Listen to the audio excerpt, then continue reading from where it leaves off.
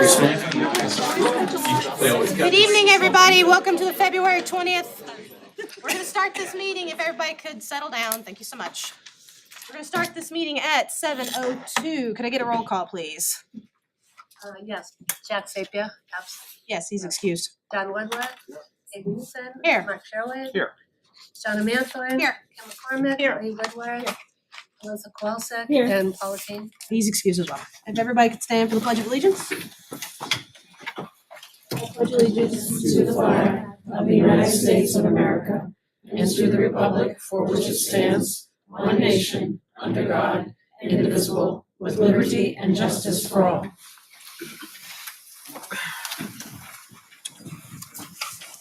We have many minutes to approve.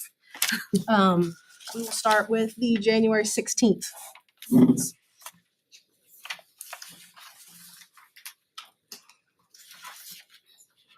Make a motion to approve the meeting minutes from January 16th. The motion, do you have a second? Second. Second by Shauna. Any discussion? All those in favor? Opposed and abstain.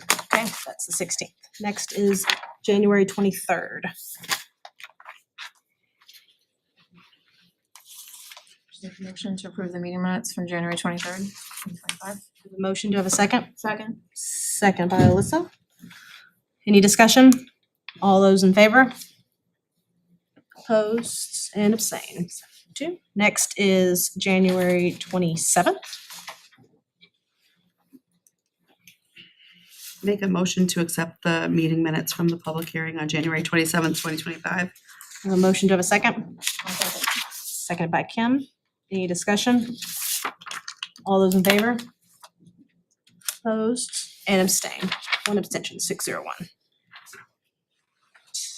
Next is the February 6th? 6. Yeah. It's like, what day is it today? 2025. Make a motion to accept the meeting minutes from February 6th, 2025. A motion, do you have a second? Second. Second by Alyssa. Any discussion? Kim, did you have a thought? No, I'm sorry. I was just, that was the meeting after the meeting. Okay. Yes. All right. There's been a motion, a second. All those in favor? Opposed and abstained. 601. And then February 13th.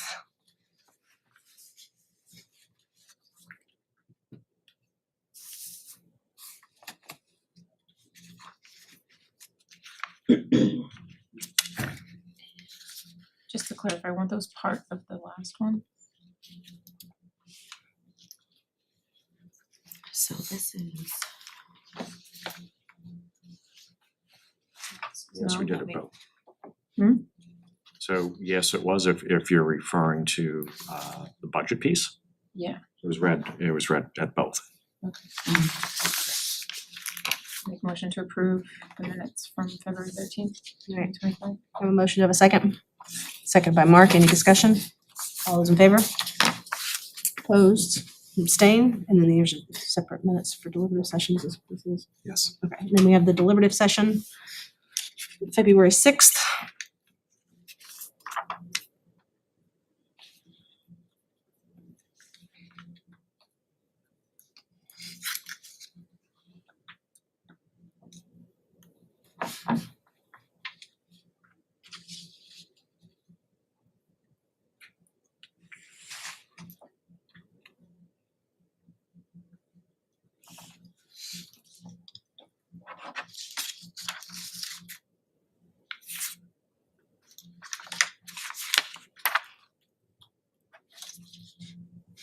Make a motion to approve the minutes from deliberative session, February 6th. I have a motion from Bree. Do I have a second? Second. Second from Melissa. Any discussion? All those in favor? Opposed and abstain. Okay. Do we have any student, staff, and family share now? You also 2 sets of non-public minutes as well. Sorry about Never mind. that. First is January 23rd.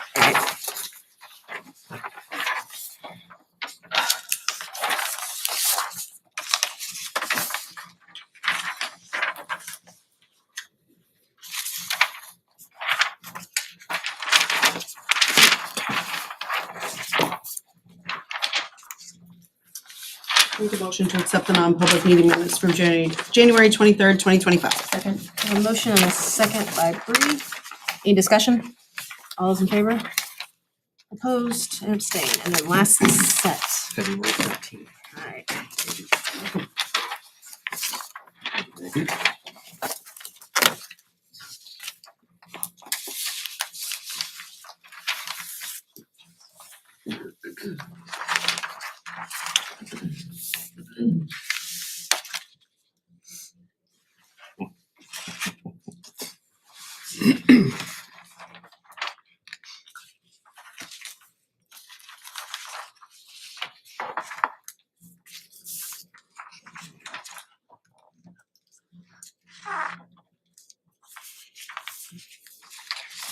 Make a motion to accept the non-public meeting minutes from February 13th, 2025. Motion from Shauna, seconded by Dawn. Any discussion?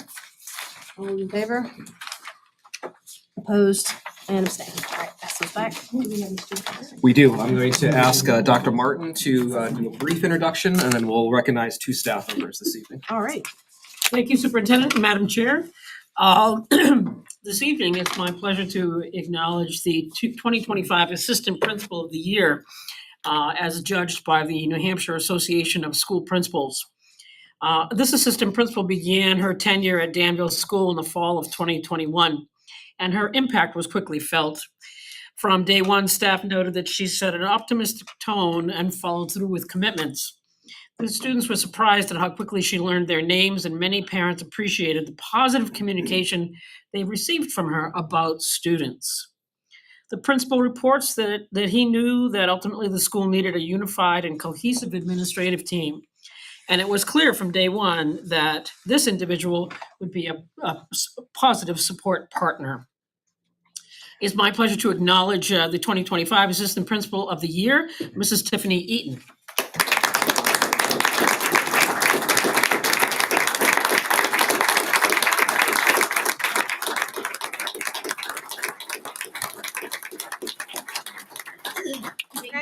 Congratulations.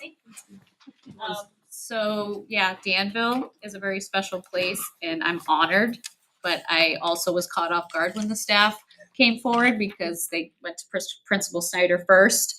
And then when they had put the nomination forward, then I was contacted. I had to do all these other assignments kind of like on top of the recommendation. And then we had some staff, students, and families all come forward to speak on my behalf. I wasn't part of any of those, but when the committee contacted me to say that it was overwhelmingly me, it was very touching to know that they felt this way. So I feel Danville, although it's the smallest in Timberlane, is very special because everyone's so committed there to not only making it a positive and joyful place, but putting learning first.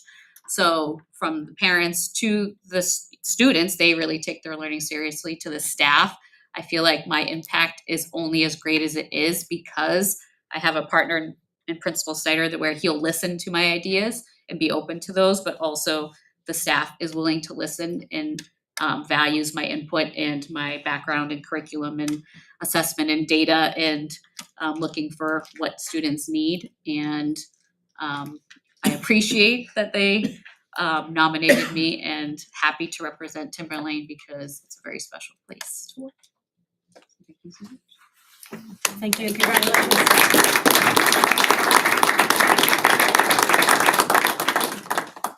Next, Dean, can you cue us up, please?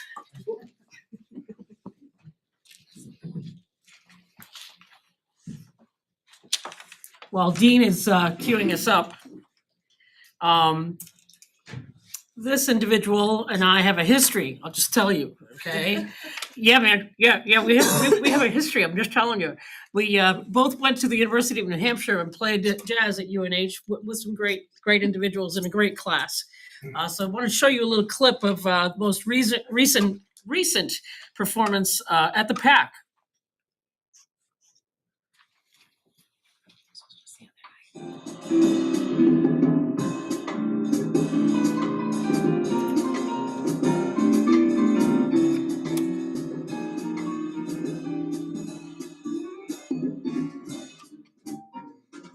grab your clothes and get your hands if you want me.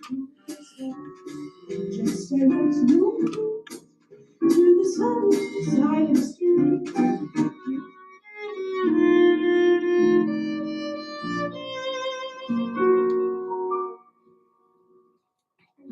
It's Saturday night,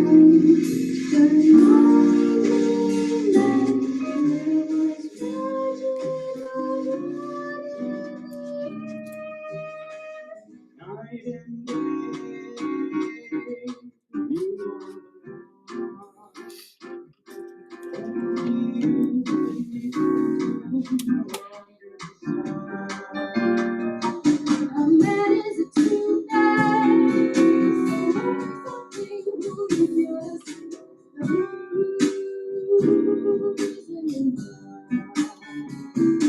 I'd sacrifice anything of what might for the sake of having you near, in spite of the warning voice that comes in the night and repeats in my ear. Don't you know, little fool, you never can win. So good, at least the smoke is set to me. For I love the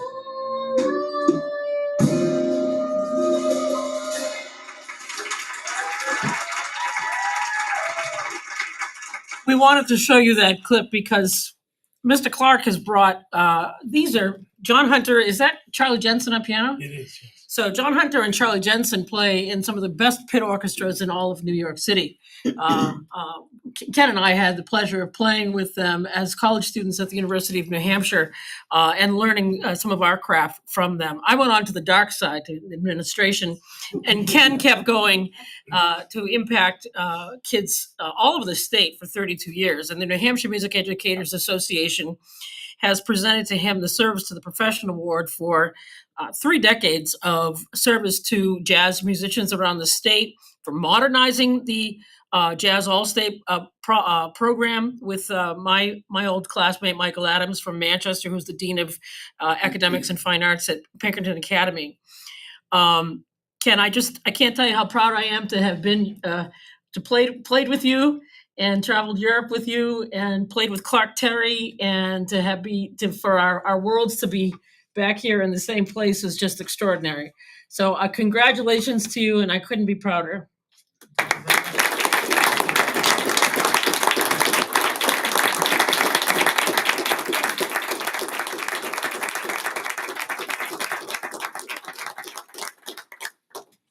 All I can say after watching that video is, I wish the camera only put on 10 times. Same time, I want to thank the New Hampshire Music Educators Association for recognizing me, and the mentors that I had here at Timberlane, both in administrators and colleagues and mostly students, are really what kind of drove me to try to create opportunities for students all over New Hampshire to do some cool things, and selfishly quite a bit for our Timberlane students. I'm proud that 6 of the people sitting up here are either former students or parents of former students, and that humbles me. And I just really want to thank you guys for thinking to recognize that award. So thank you very much. Really Yeah, man. Yeah, man.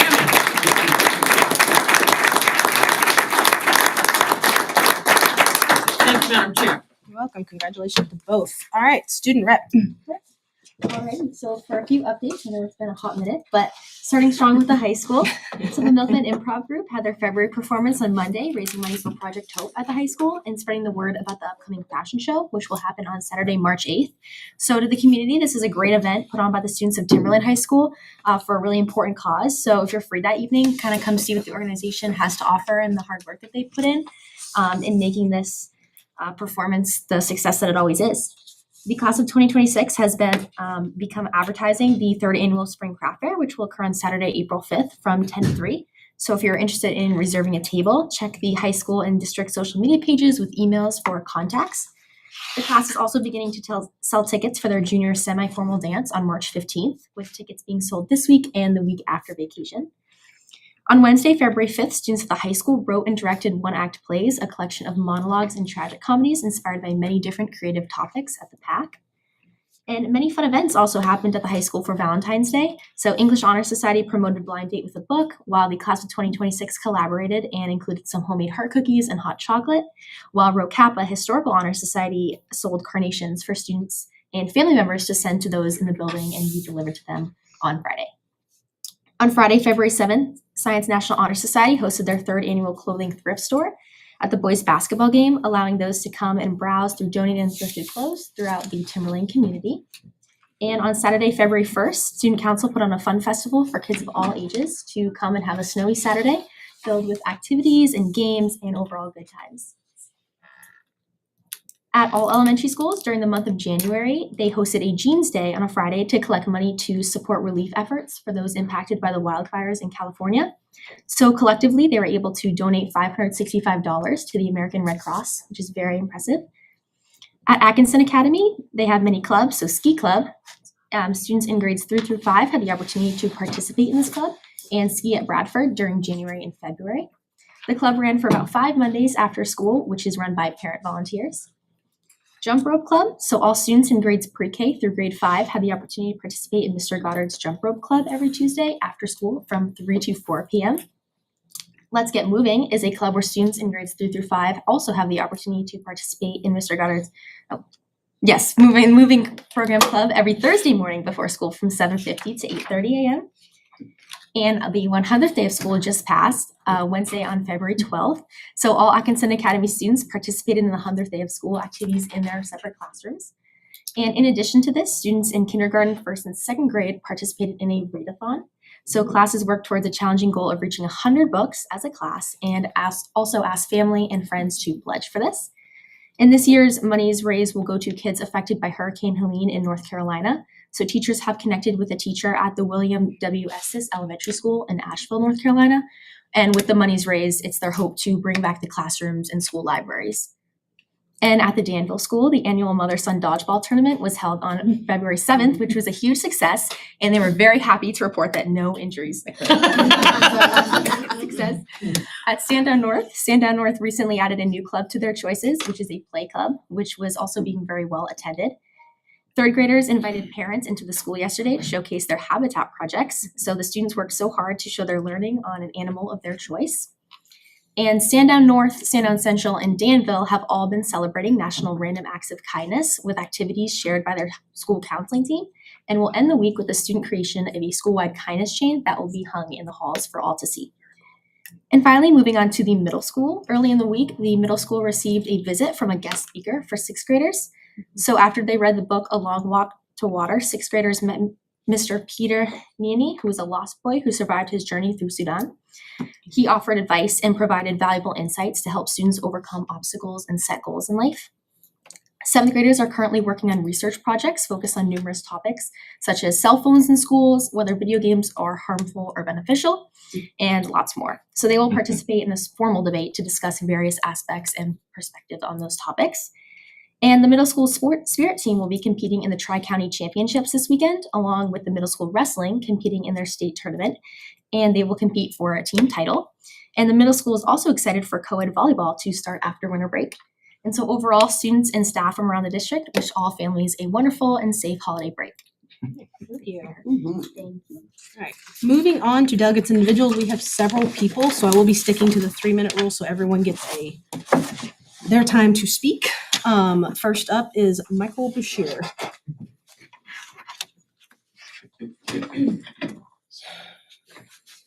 Hello, sir. Hello, good evening. I came here to discuss my thoughts on kindergarten, and I'm always here talking about kindergarten. I'm very passionate about it. I know it's very important to have Article 3, even as amended, and it's very important to have that, but I also believe that there is more that I believe this body could do to help move the conversation and even move the effort towards having kindergarten for all. As you know, the ad hoc committee had a very positive response and results with all the research they have done, and it's pretty apparent by the reaction by the board after that presentation that clearly action should have been taken. And we can leave it up to interpretation. The Articles of Agreement really need to be updated to do that. But what I believe the board could consider doing is actually looking at making kindergarten more equitable by looking to review how tuition is being considered. I think there's many different ways you could probably go about it, and I know I've reached out to the ad hoc committee with some of those suggestions. I think one of the easiest things that you could consider doing is having some sort of formal guideline or formal policy to determine like a standardized way of determining which families may possibly need to have a reduction or even having tuition entirely waived. I think that would be one of the best ways to be a little bit more equitable about increasing enrollment. And one of the benefits, as we've learned in the previous public meetings, that once you increase enrollments, you also can bring in more guaranteed state aid. And I think that sort of speaks to some of the thoughts and desires of some of the members of the public who don't really feel like funding kindergarten. And this is, of course, a way that you could help fund kindergarten and support those families that are greatly in need. So I think that's very important. I also want to talk about, if I still have enough time, I also want to talk about some of my concerns with legal counsel. I think in the past few public meetings, legal counsel has been sort of flat-footed, if you will, in some of the meetings where it hasn't really provided the greatest legal advice to the general public in particular. And, you know, as an individual who's basically hired by the district and paid for by taxpayers, I would have kind of expected more advice or better advice to help guide us when we're, for example, working with warrant articles or amending warrant articles. And possibly maybe it might be time to look into getting new legal counsel. And the last thing I'd like to discuss, obviously, is the budget. Obviously, a lot of other people here for that as well. I think one of the things that could really help people process this whole situation is if we're able to adapt amounts of funds. Sorry, that's your with time. It's your legal, time. It's your time. requirements. Thank you. Thank you. All right, next, Nolan Pelletier.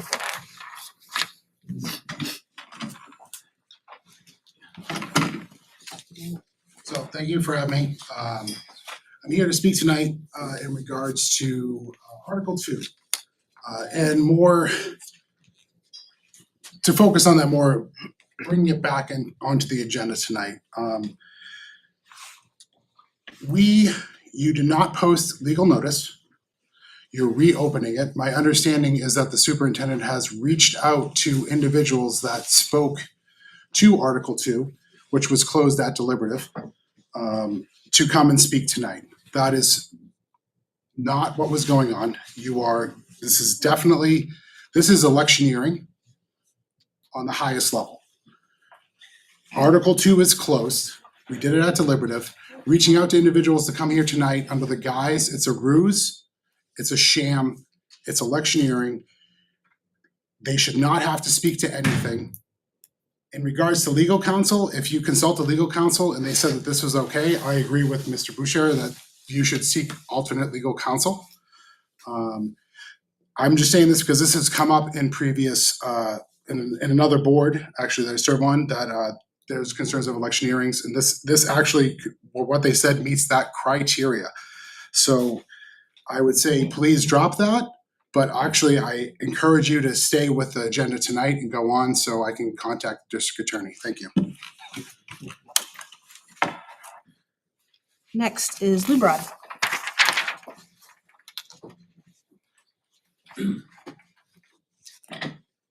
Thank you, and pardon me, I'm recovering from the flu, so I'll try my best.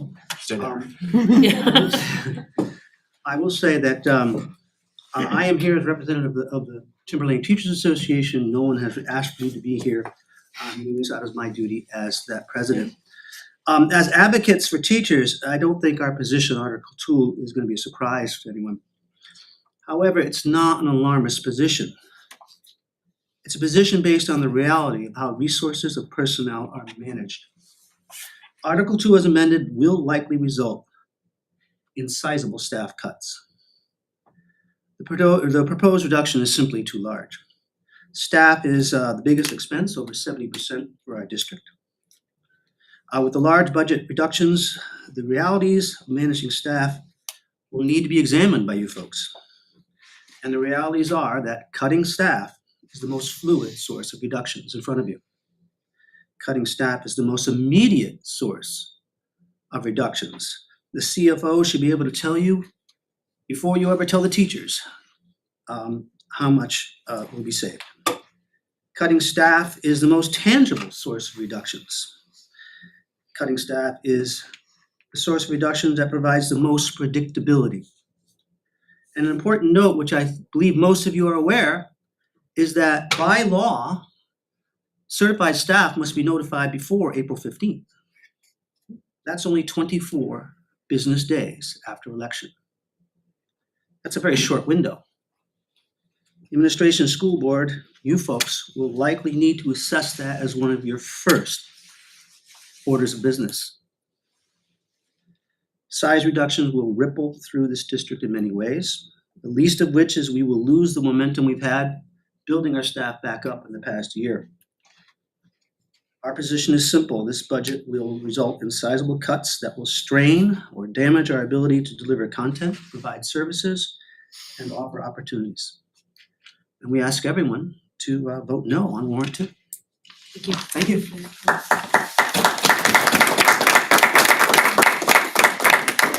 Next is Julia. Talk really fast. Good evening. My name is Julia Doherty, and I am a Timberlane parent, taxpayer, and educator in another district. I am in the middle of my 19th year of teaching. I myself have been through budget cuts, overrides, and the unknowing of what a school district's future looks like. The struggle to fund public education is not isolated to the Timberlane School District, but it is a significant New Hampshire problem. New Hampshire is 50th in providing state money to local public education, thus creating a significant property tax issue. Until that funding issue is resolved, we must meet the challenge to properly fund our schools. Tax increases are not easy. They constrain family budgets, and it's understandable to want to stay informed about where your hard-earned money is going. As a taxpayer, trust me, I feel that burden too. But public education benefits the entire community. I am sure many of us in this room are products of public education. Since moving to New Hampshire 6 years ago, I admit I did not delve deeply into school budget politics. I've been busy raising 3 children, working full-time, coaching, volunteering, and cooking dinner every night. I put my trust into our elected school board and budget committee. The deliberative session was eye-opening. I knew immediately that this was top priority, and I would not let a small vocal group dictate the resources needed for the education of the children in this community. So I did start to dig deep. I spoke with budget committee members, school board members. I sat down with Timberlane superintendent. I spoke with other superintendents in other districts. I connected with teachers in our children's schools. I learned a lot, a crash course in public education budgeting that yielded several crucial takeaways. As a teacher, I felt it appropriate to shed some light on the educators and paraprofessionals who work tirelessly to support our students. After COVID, we had an alarming number of unfilled teaching positions. Competing districts offered higher salaries, and Timberlane struggled to retain staff. In 22-23, Timberlane educators saw 0 pay increase and did not receive their step increase based on experience. Teachers and paraeducators are some of the most caring, hardworking professionals I've had the pleasure of working with. Teachers dedicate countless hours to creating engaging lessons, supporting diverse learning needs, and fostering a love of learning in their students. Paraeducators are placed with the most challenging students and work pure magic to help them be included in general education classrooms, participate successfully in specialists, and work towards their academic and social goals. These are the people working with our most vulnerable population, shaping the future of our community, and we showed their value at 0. That's unacceptable. In 23-24, teachers only received their step increase based off a 21-22 pay schedule. Veteran teachers at the top only receiving 1.5% COLA, less than $1,000, not even keeping up with the rising cost of living and insurance. If you wonder why teaching positions were hard to fill during that time, this is why. Teachers have families too. Sorry, hon. That's your time. I'm so sorry.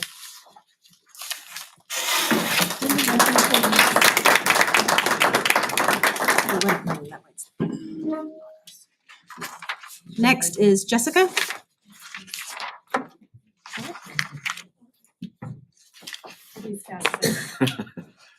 Okay, my name is Jessica Merrick. I'm a parent in the district. I am not a teacher like Julia, but I have worked in higher education for 26 years, so I know the value of high-quality elementary and secondary education. Thus far, my children have been fortunate to have amazing educational opportunities here in the Timberlane Regional School District. However, I'm highly concerned about this continuing if the $81.9 million budget passes. In the state of New Hampshire, public school districts receive $4,182 for each student enrolled as a base adequacy amount. This means that at our state, we are 50th in the nation, the lowest in the country for state support for educating students. More than 70% of public education funding comes from local property taxes. No one likes a high property tax bill, but the way education is funded in our state, the state is putting it on local communities. We are all neighbors, and I'm sure we all care about our children and the opportunity for them to not just receive an adequate education, but a broad, rich education that will prepare them for successful, fulfilling futures, much like all of us in this room had. Let's not litigate this in our local community. Look to who you are voting for to be your state representative. What are they proposing to do at the state level in Concord to help with increasing state adequacy funding for education so we can all feel some relief at the local level? There's currently a bill in the State Education Committee which would increase the base cost of an adequate education and expands the definition of an adequate education. Is your state representative supporting this? There's a lot wrong with how we fund education in this state, but we can't change how funding works immediately today before March 11th. Rather, immediately today, we must remember that we now have an obligation to fund not just an adequate education, but high-quality education for children in this community. Voting yes is only a short-term solution to funding issues. Addressing how education funding works in the state level is a much longer-term solution. I'm the proud product of public education, the daughter of a public school teacher, and I saw firsthand the dedication and effort she put in for the children in her classes, as do all the teachers here in Timberlane. How many of you in this room played sports? Band, chorus or orchestra, theater or the arts, AP classes for college credits, vocational classes for job training? I was afforded these opportunities in my little small district in Maine, and I'm guessing many of you did as well. Do we want less for the children of this community today? How to vote on March 11th is not even a question for me, and it can't be a question for any parent in the district or anyone who cares about education in this district. But if you only care about numbers, let's remember this. For every $1 spent on education, our home values increase by $20. So there's that too. I urge my good neighbors to make a plan to get to the polls and to vote no on Article 2. We can't afford not to. And thank you for this opportunity to speak.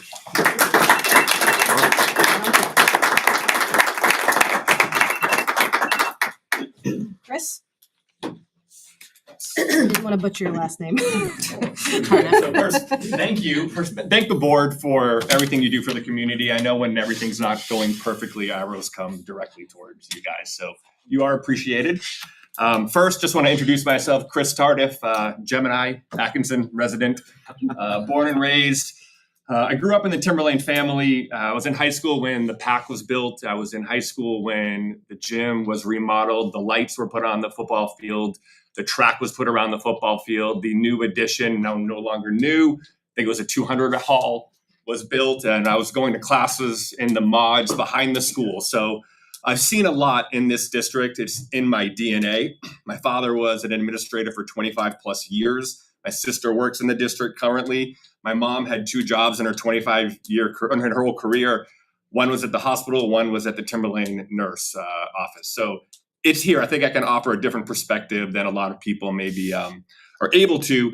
One thing I want to say is about 10 years ago, my wife and I decided to move back to Atkinson. And the main reason we did so was because of the academy. I had an amazing group of teachers who helped me shape the person I am today. And it's the same thing what we have around going in the community now to see, getting awards, right? As a proud parent of a child on an IEP, I'm blown away by the teachers and the support system that the district has given him to grow as a child and become more confident in his own skin. He could not walk in this room 4 years ago. He would be completely overwhelmed. He could not come in here and voice why he was overwhelmed 4 years ago. He now reads stories to his little sister. He now gets up in front of the karate dojo and does all his moves and everything because of what we do at home and because of what the teachers give. So I bring that up because unfortunately there's a lot of negative chatter online about teachers in the district. And, you know, are the test scores where they need to be? No. I mean, we need to do better. We know that. But there's some amazing teachers in the district. And I think we need to make sure that they're celebrated and we're taking care of them. That leads me to Article 2. We should be wanting to build something here in the community that everybody wants to join. Build a district that teachers want to join, which creates a stronger education. Build a community that residents want to join, which brings our property values up higher. I think that's something that we all generally want to do. It's a common goal. We all may just disagree on how we get there. But the solution is not going to be slashing the budget to $81 million. The amended budget of 88, is it perfect? I doubt it. I bet we all could probably look at any budget of any business or any district and find something that we look at and say, maybe, maybe not. But what I will say is there's an opportunity for the people who want to slash it to 81 to propose what would that look like? How would we get there without slashing things? And we've seen this game plan before. It's create some loud noises, create confusion, be organized. And then if this passes, they will shoot arrows this way. Thank you. Full circle.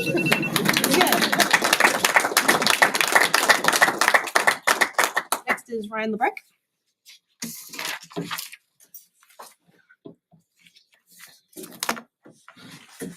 Thanks for allowing me to speak tonight. My name is Ryan LeBrecq. I'm from Glasgow.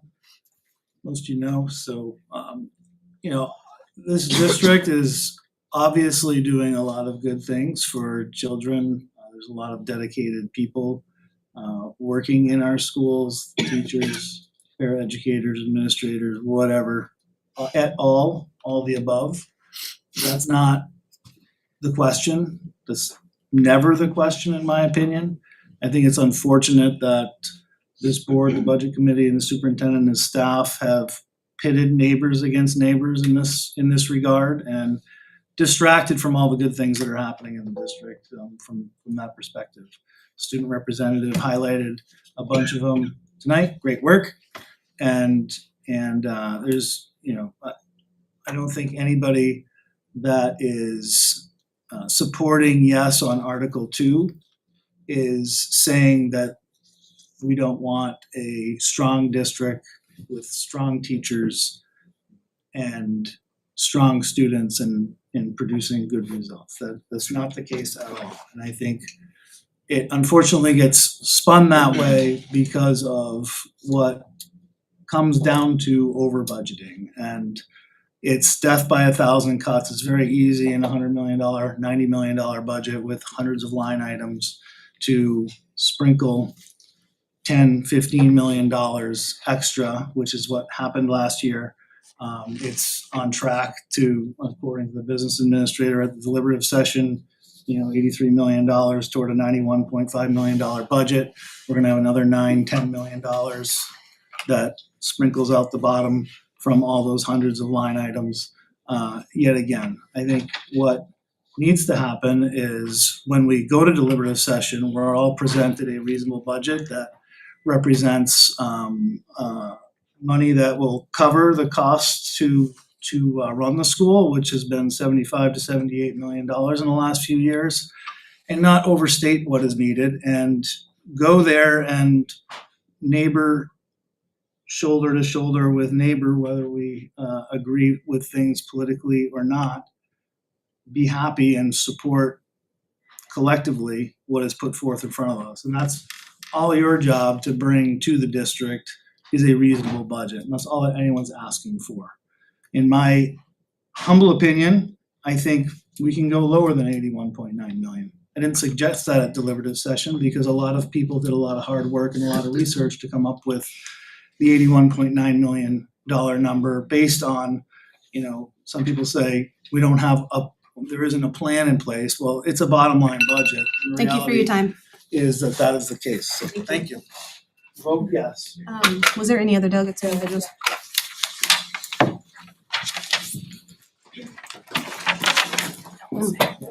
Thank you. Chris Torek? That's close. Sorry. No.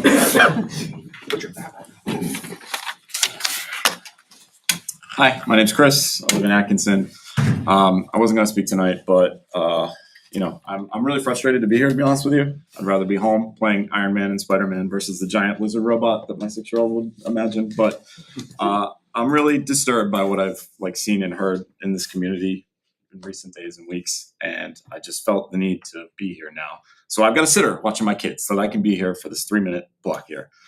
I will never forget when I saw my house in Atkinson for the first time. My wife and I looked at about 24 homes, and she loved most of them, and I didn't like any of them. And then she was working, and I was driving into the maze, and before I even got to the house, I called her, and I was like, email the realtor, you need to come see this house tonight, because this is it. This is the community we've been looking for to raise our kids.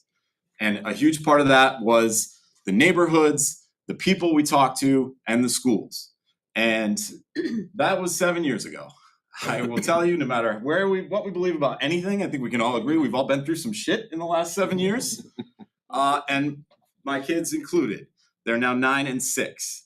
And I have been so grateful for Atkinson Academy over that time, because it is a place of kindness and caring and opportunity in a way that it has been a real island for them.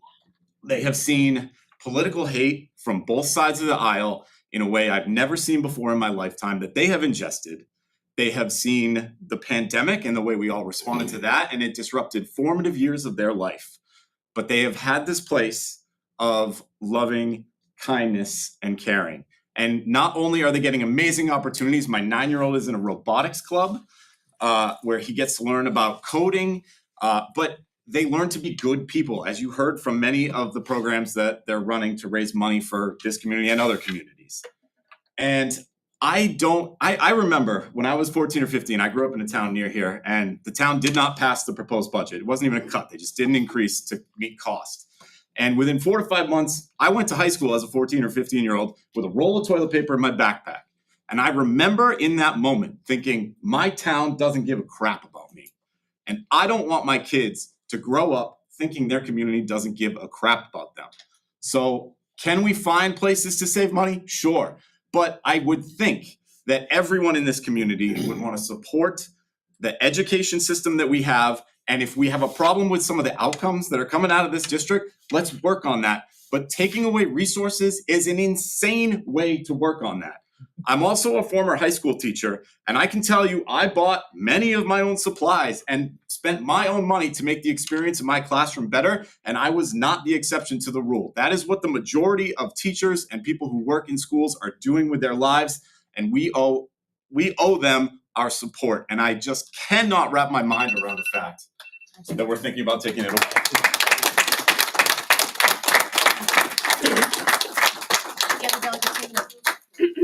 Can I get a motion to move the last 6 minutes of delegates and individuals to the end of the meeting? So moved.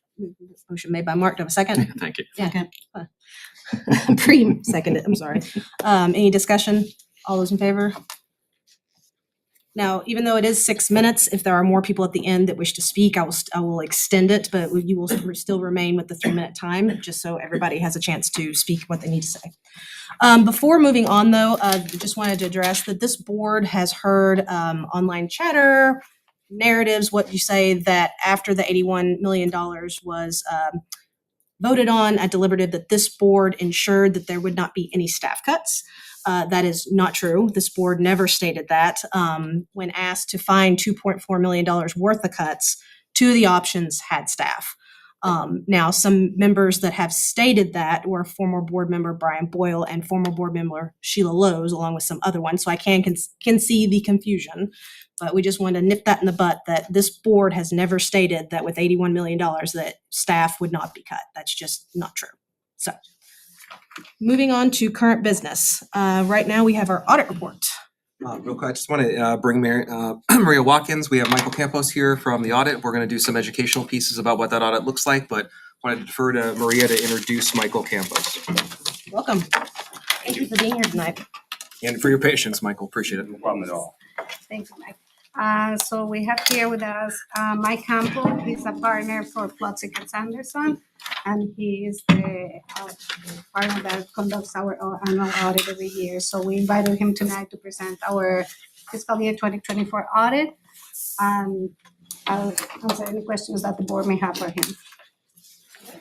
All right, so to start, I had sent over 2 documents today. I apologize I came so late. This time of year, my office is nonstop between town report deadlines and then the federal clearinghouse deadlines where we're going 7 days a week. So, but it was a fun task. I actually had a few people from my office provide some feedback as well, because we come and do your audits each year, not just you. We do about 220 of these for governments in the state of New Hampshire. And a lot of times we present these reports and I feel like the board wants to have us here because we're supposed to be here, but they also want to get rid of us as quick as possible. And I think a big reason for that is, one, it's not the most exciting topic, but it is important. The other thing too is that you don't necessarily know what it is. So I think what we're going to do is the documents you receive today, every March, we're going to start sending out to all of our clients to say, hey, if you have any new board members, here's some information just for them to be able to see. So to start with that, just understanding the purpose of the independent audit. I'm not going to read this whole thing. I'll go through the bullet points. If you've got questions as we go through, please interrupt me. Financial accuracy and transparency. So basically what we're saying is we're coming in, we're looking at your records, we're doing testing and different procedures to be able to conclude, can a user of your financial statements rely on the figures that are presented in your audit report? So that's our ultimate goals. We want to be able to say that if you give this to your, excuse me, your taxpayers, your financial institutions, the state of New Hampshire, the federal government, if they look in there and say, all right, can I rely on these numbers? That's the goal. We then will perform the audit in terms of the next step will be how we conduct the audit. Compliance is the next part of why of the purpose of the audit. We want to make sure that you're compliant with all state, federal, and then even internal policies that you have. Does that mean we come in and test every single possibility? No. However, if we come across something and we find that you're not doing something right in payroll, we're going to bring that to your attention. We don't necessarily look and do a full compliance requirement on every payroll transaction. We have criteria that we look at. If we identify it, we're going to let management know, and typically you'll get a comment saying, this is what we've identified, you need to correct it. If it's significant enough, we just had a client that we found out was reporting their New Hampshire retirement incorrectly. That's something they're going to have to contact New Hampshire Retirement, and it's going to be a complete mess for them. It's going to be a lot of work, but it's not something we're going out and testing right away. It's something that through our procedures we identified. Next is internal controls. This is the big part for us. We do a risk-based audit. The best way to test a client with a risk-based approach is to understand the internal controls. So the policies and procedures you as a board adopt, that's what we hold your district to. We'll review them and say, do they make sense? Are they reasonable? We don't conclude on your internal controls, but we utilize those to say, as we're mapping out how we're going to attack the audit, what direction do we want to go in? So that's where they come into play, and they help us identify what our path is going to be. Budget and planning, this is sort of a byproduct of what we do. Our results are the culmination of the full year of what happened over the past year. We are in no position to look and say, was this money spent correctly? Was this money appropriate? We go back to your policies and say, did the board approve it? Is it reasonable? For example, if you're paying for a sports car for your football coach, we're probably going to flag that and say, no, this is not appropriate. But there are some gray areas where gift cards is a big one. We see gift cards, we're going to bring it to your attention and say, look, if you're going to issue gift cards in any capacity, you as a board, and many of you who have been here before, you've seen this comment in our communications, you need a policy. How are you going to control it? Because the risk is so high. Similar with student activity funds, you should have student activity fund procedures because they live outside of the central operations. The oversight is much less than, say, buying paper from WB Mason or whoever your vendor is. So our results can help you in terms of as you go forward with budgeting to say, how did we do? Did we stay in compliance with our budget? Did we miss the mark? Can we do better? And then you also have to keep in mind, there are those years where something happens that just you have no control over. You know, you have a school roof that collapses. That's an unanticipated, you couldn't have anticipated that in the budget preparation. I will tell you that some of the comments I heard with the staffing, that's a problem across the state in terms of every school district I go to. It is tough to hire teachers right now. I can tell you as a owner of my business, it's tough to hire accountants right now. We are getting extremely creative trying to get kids into our building to get them into accounting. So what we're seeing as a result of that is a lot of budgets are under budget, particularly with the salaries and the benefits.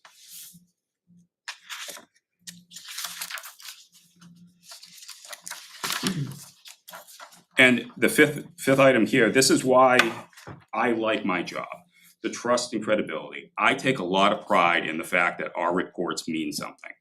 And I know when we bring in some of these young staff that I'm telling you about, that's what I try to convey to them, is that our job isn't necessarily just to get a report out as fast as we can and make sure it's favorable to the client. Honestly, I don't care if it's favorable to you. I want to make sure that what's in that report can be relied upon. And that any taxpayer, I'm a taxpayer in my own community, I want to make sure that when I get that I can rely on it. So it's something I take a lot of pride in. I've been doing this for 21 years now.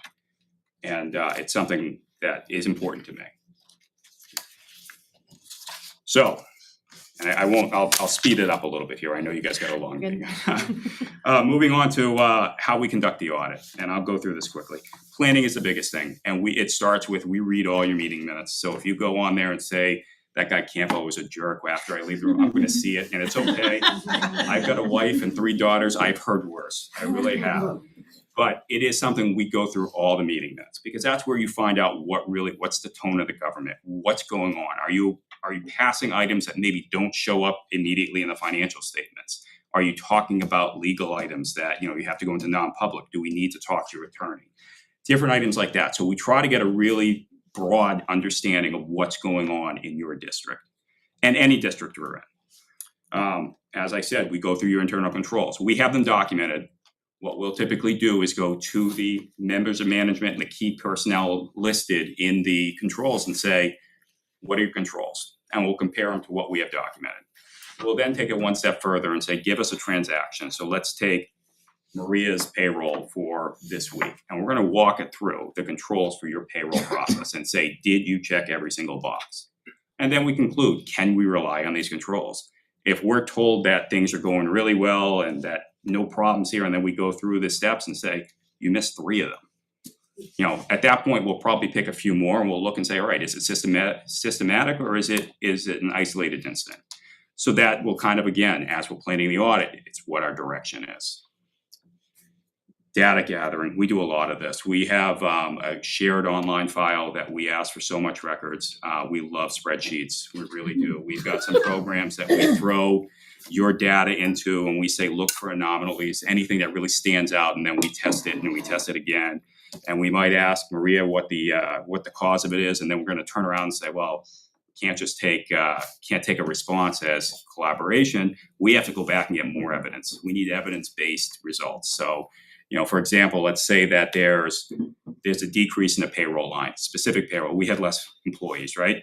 No problem. Show me your 941 for quarter 1 of 2025 and 2024. We're going to compare that and say, all right, we can see that the pay has gone down, the number of employees have gone down. That's been verified. Just saying, oh, we can't find people, we can't rely on that. It'd be nice to make our job a lot faster, but we need actual evidence to look and say, all right, you gotta, your response sounds reasonable, you gotta support it. Testing, that's kind of what I was just talking about. We do, in addition to investigating any variances that we find are unusual, unlikely, or just interesting, we'll also do a test of controls in terms of, we'll pick a random sample and test anywhere from 40 to 100 different transactions, where we'll actually go and say, all right, here's our 6 criteria items. What are we looking for? Did they meet it? Reporting. Evaluation. So as we're going through the review of all the testing, we're evaluating, does the results make sense? Again, we're not looking to rubber stamp any report. We want to make sure that the material covered in it is reliable and useful to the users. So we'll continue to go back and forth until we satisfy our needs with the confidence in the numbers that are represented.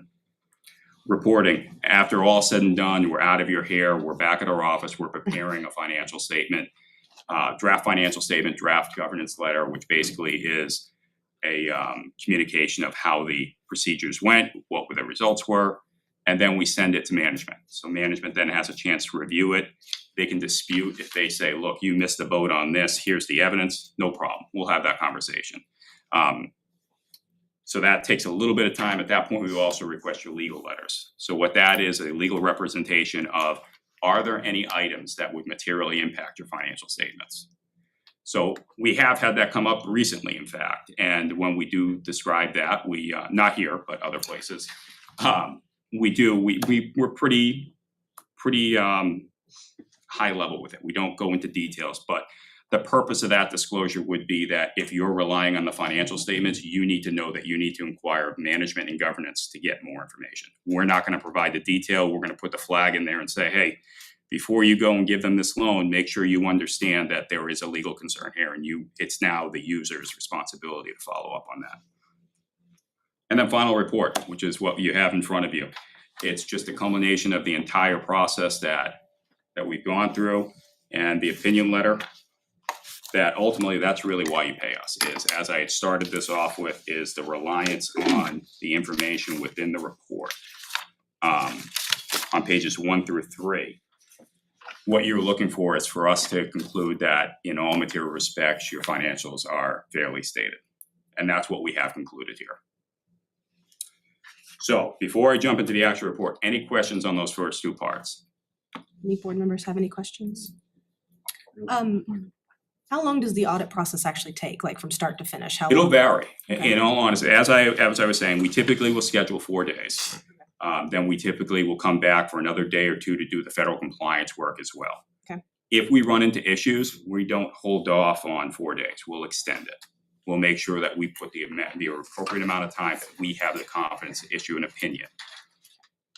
Some reports, I will tell you, they just finished a district that's no longer a client because it took so long. It was well over 9 months to get all the information from the client. Wow. So we will put the time in. We won't just rubber stamp it. Thank you. Don't be that client. No. In 4 days. What's that? I'm impressed you can do all that in 4 days. We have, so to speak about our team, we have 22 people dedicated to governmental audits. In addition to that, we do bring on summer interns who help us in the summer.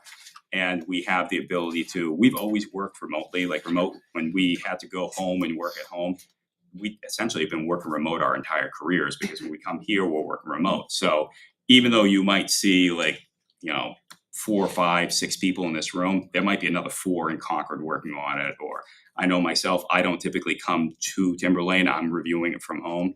So 4 days might be understating it. There's also preliminary days where we come out and do a lot of the planning. So we'll come out in July, early August, and knock out student activity funds. Student activity funds at this particular district, that takes quite a bit of time. I mean, we'll typically pick up the records, bring them to our office, and we have our team just sit around a conference room table, and they just go at it. And it's a lot of fun. You guys have a lot of money running through your student activity funds.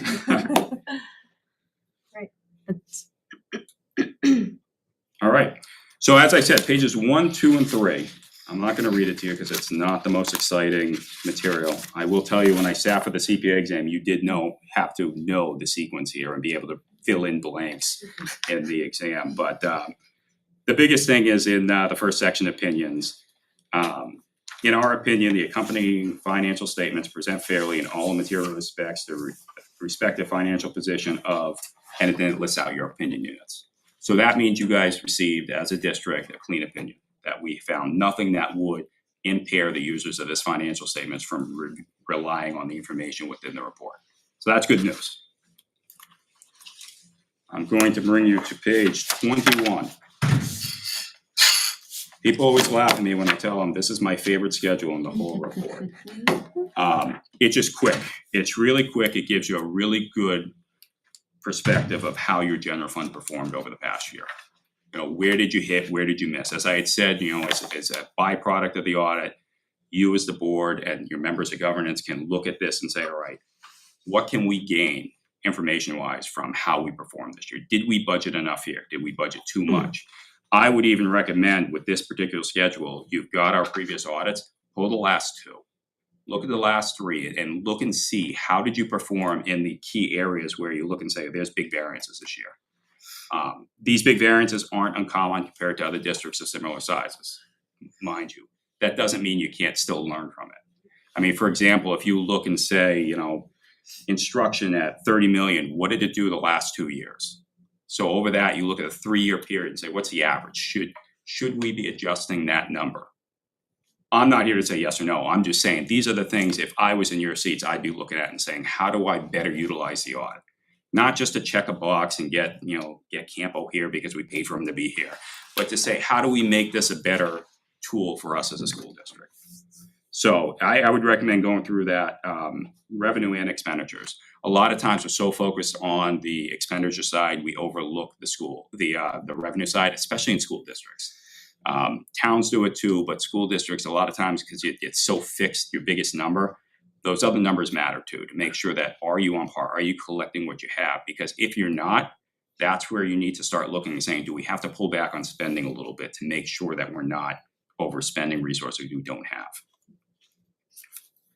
Next, if you go to pages 51, 52, and 53, it's the same information, but it's broken out in a little more detail. So it breaks down how the school district performed on the revenue side by subdivisions, subcategories. Same thing with the appropriation side on page 52. And then on page 53, you just have a summary of how the fund balance performed over the year. You see you started the year and then you use some existing fund balance to offset the tax rate. And then you've got your surplus and unexpended appropriations for the year to arrive at your ending fund balance. So the last part I have for the report, page 62. Because the Timberlane School District receives a single audit, or is required to because of the excess of $750,000, you have at the end of your report the single audit components of the report. So here you can see financial statement findings, none, and then federal award findings, none. So that's in addition to a clean opinion. There was nothing that we felt warranted comment in the financial statements. And again, it's not something we do to be nice guys. We have no problem putting findings in there. The 9-month client, I think their findings were 9 pages. It was crazy, so much. And then the last thing I have for you is in the governance letter on the last page. I've got a comment on there on cybersecurity policies and procedures. This isn't necessarily a concern that we identified during fieldwork. What we're seeing though is the number of clients in the state of New Hampshire, specifically towns and school districts that are being attacked and have losses is growing. We have one district up in the Lakes region that they lost everything. It's now 2 years they're trying to rebuild it by hand. It's terrible. So what this message is basically saying is that cybersecurity is not one of those things you do on an annual basis. It really is a regular basis. Rely on your IT professionals. I know myself at our firm, we're talking to them almost on a daily basis about, something as simple as we get an email we're unfamiliar with, we will forward it to them and they'll tell us, yeah, get rid of that or it's okay. But just as a whole, it pays to be diligent in this area. We've seen it really impact some school districts. Some have had to pay ransoms out. The police actually told them pay out a ransom here, that it made more sense than trying to rebuild it. So, and then make sure your backups are appropriate. Just, you have really good IT people here, rely on them, listen to them. They're not just speaking for the fun of it. They know what they're talking about. So with that, are there any questions? Yep, go ahead, Mark. One question, I will ask you to give your opinion, give your perspective, having worked with 200 some odd plus government entities. This past year, our district experienced an anomalously high surplus. So it's a two-part question. One, can you see anything from that could provide us future guidance so that we did not have an anomalous finding like that again? And two, Is there guidance as to what percentage of a district's budget should be held in surplus to help ride those waves? Or I won't say to help ride those waves, I'll let you say why it should be. Good question. On the fund balance, the percentage you should be keeping, you guys adopt a fund balance policy, I would go to that. GFOA certainly has some recommendations. What I typically tell my clients is, you know your public better than I do. You know your public better than the GFOA does. You want to make sure you have a surplus healthy enough that you can cover expenses when they come due, and you're not going to your member town saying we need an advance on our appropriation. So I don't necessarily have a number for you, but that's the direction I would give you, is go ahead and look at what GFOA has. I believe they say something around 15%. That's aggressive with some of the bigger budgets. What I would say is I would look at what your monthly expenses are on average, and what do you think you need to maintain to make sure that you can cover them. Unlike a town, you can't go get a tax anticipation note where you can cover that dry period. You rely on those appropriations coming in. So, and on the first part, what I would say is, as I had mentioned, look at the past 3 years. I think going back to 22 and beyond is going to be difficult, because after COVID did change things. It changed the equation. I think that when you get over those 3 years, you kind of have a smoothing effect that you can look and say, all right, where do we really land here? I think you're going to find in most cases that you kind of see where the sweet spot is in terms of what the appropriations are, and then compare that to, the actual expenditures are, compare that to where your appropriations are. I think that you'll find that there are probably areas that you can look and say, all right, we either need to go up or we need to go down here. But I would say past data is a big thing. Throughout the year, look at your budget to actual and how you're trending. It's difficult because in a school district, you can't say that, this line, it's going to be 1/12 every 12 months. It's not true. You've got your peaks and your valleys, especially where school's out for the summer. Obviously, you're going to see a big dip in your cost because, as somebody had mentioned, your payroll represents 70%. You lose most of that payroll expenditures for 2 months. So rely on those budgets to actuals, though, with that in mind, that you can't, not every month is even. How are you trending? And then if you have the ability to pull last year's at the same time and say, how are we comparing to last year or the last 2 years? I do think from 22 to 25 is a good period to kind of use as comp. Prior to that, you kind of have to throw it out. I mean, there was a lot of money coming from the federal government for a couple of years there that really skewed things out. Thank you. No problem. Any other, Shauna? One of the constituents reached out to me when they looked at the agenda, wanted me to ask this question, which I have some curiosity to. There's a lot of speak and talk about a forensic audit, and if this is similar to that particular process, would it trigger that particular process? I don't know if you can speak to I certainly can. So no, we do a financial statement audit. So a forensic audit is what we call an agreed upon procedure, and it's really targeted at specific agenda items or specific goals that you want to get. Like, for example, was all the money in this bank account accounted for? We would go in and we would test every transaction and say, conclude, yes, we can account for all of it. No, we can't. So typically, we're never going to say, yes, there's fraud going on here. What we're going to say is that we couldn't accomplish the objective of this task because you don't know. And that's really more for the lawyers anyway. The lawyers would rely on our forensic work. What I will say is that when you look at forensic work, it's expensive. Again, going back to something I said earlier, I take a lot of pride in my position in the state with what we do. I'm not, and it's bad business on my part, I don't push forensic. I think that unless you've got to hit some criteria, are you looking to get money back? Are you looking to prosecute? Are you looking for more than just, yes, this is going wrong? If it's a case that you think something's going wrong, I would then say you probably are better off going back to your policies and procedures and refining them. And if you have legitimate concerns about individuals, that those should be handled without the taxpayer money in terms of running up a bill. I know that there was a firm that had done a forensic investigation in another state. I don't want to say which state in case he's watching. But long and short, he had charged them as much in fees as the loss was.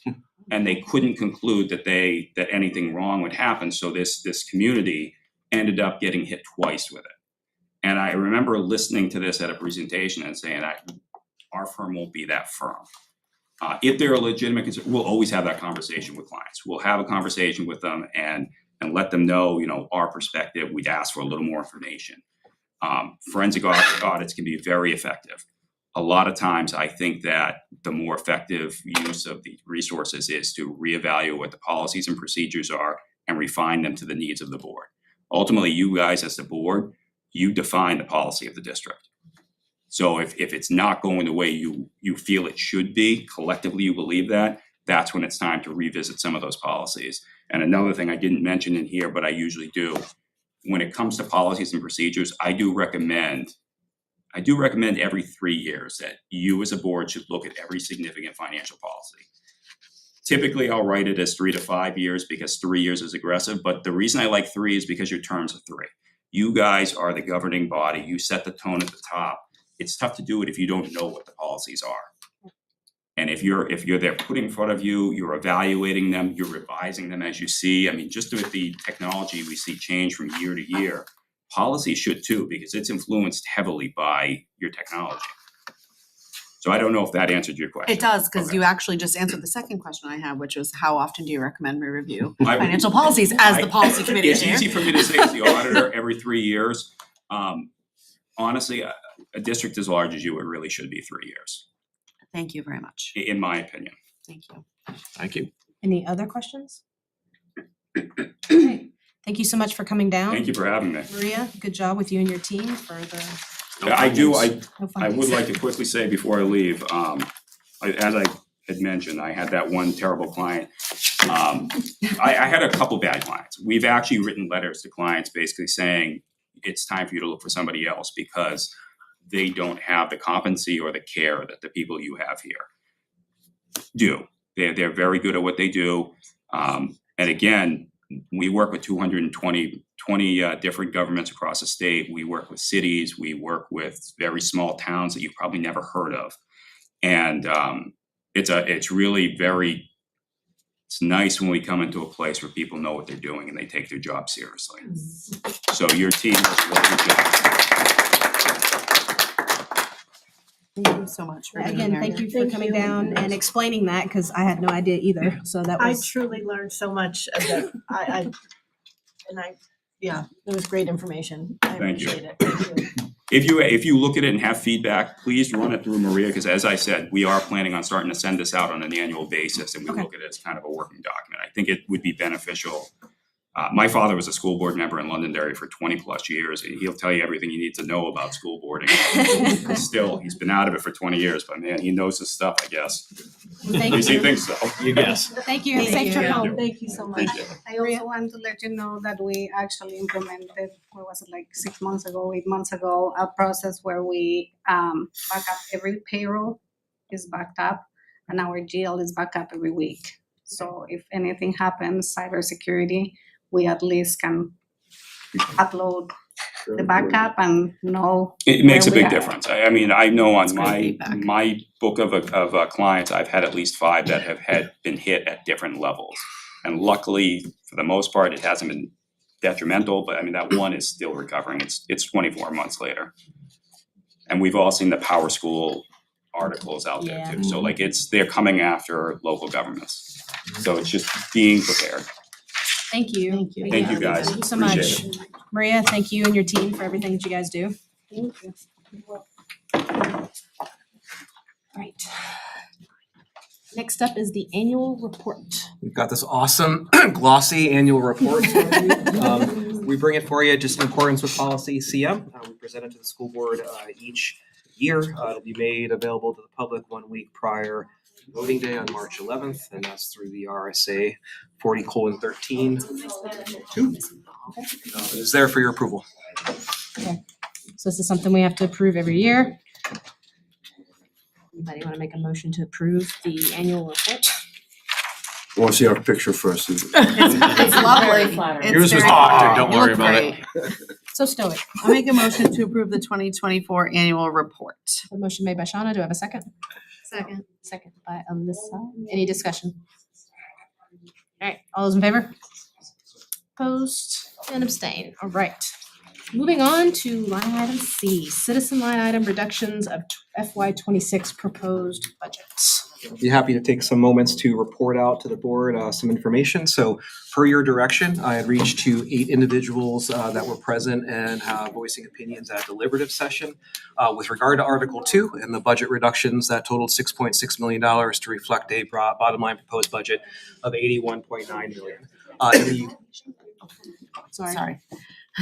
And the purpose of that was to seek collaborative partnerships with these folks that were expressing line items that were specific to the reductions in the budget, and me reaching so we could learn and I could present to the board those ideas so we can work together as a community. For those 8 reaches, those folks that I reached out to, I had 4 no responses. I had 2 folks that responded and declined. I had 1 really extensive phone call for about an hour today. And I had 1 very detailed emailed response that identified line items. So that's the information I have from that 1 response, and I'm going to report out generally what that community member has given us for some thoughts and ideas. Generally speaking, this individual was able to get to a number of $4.6 million of reductions. They were using primarily 2 lines to do that. One was salaries and benefits of personnel. The other was debt and principal interests of the lease. And the third component was capital money in the CIP. In addition to that, there was some suggestion for us and our team to look closer at other line items that included books and info resources, legal fees, other school board services, and dues and fees to see if that we could get to that $6.6 million number. But the numbers presented there were, again, primarily salaries and benefits of personnel, lease, and capital money from the CIP. The phone conversation I had today, that individual did not submit any line items in writing, but their perspective to me was, again, that we should be trimming staff and removing administrators from the district, but also looking at positions and personnel, and that would be where some salary line items could come from.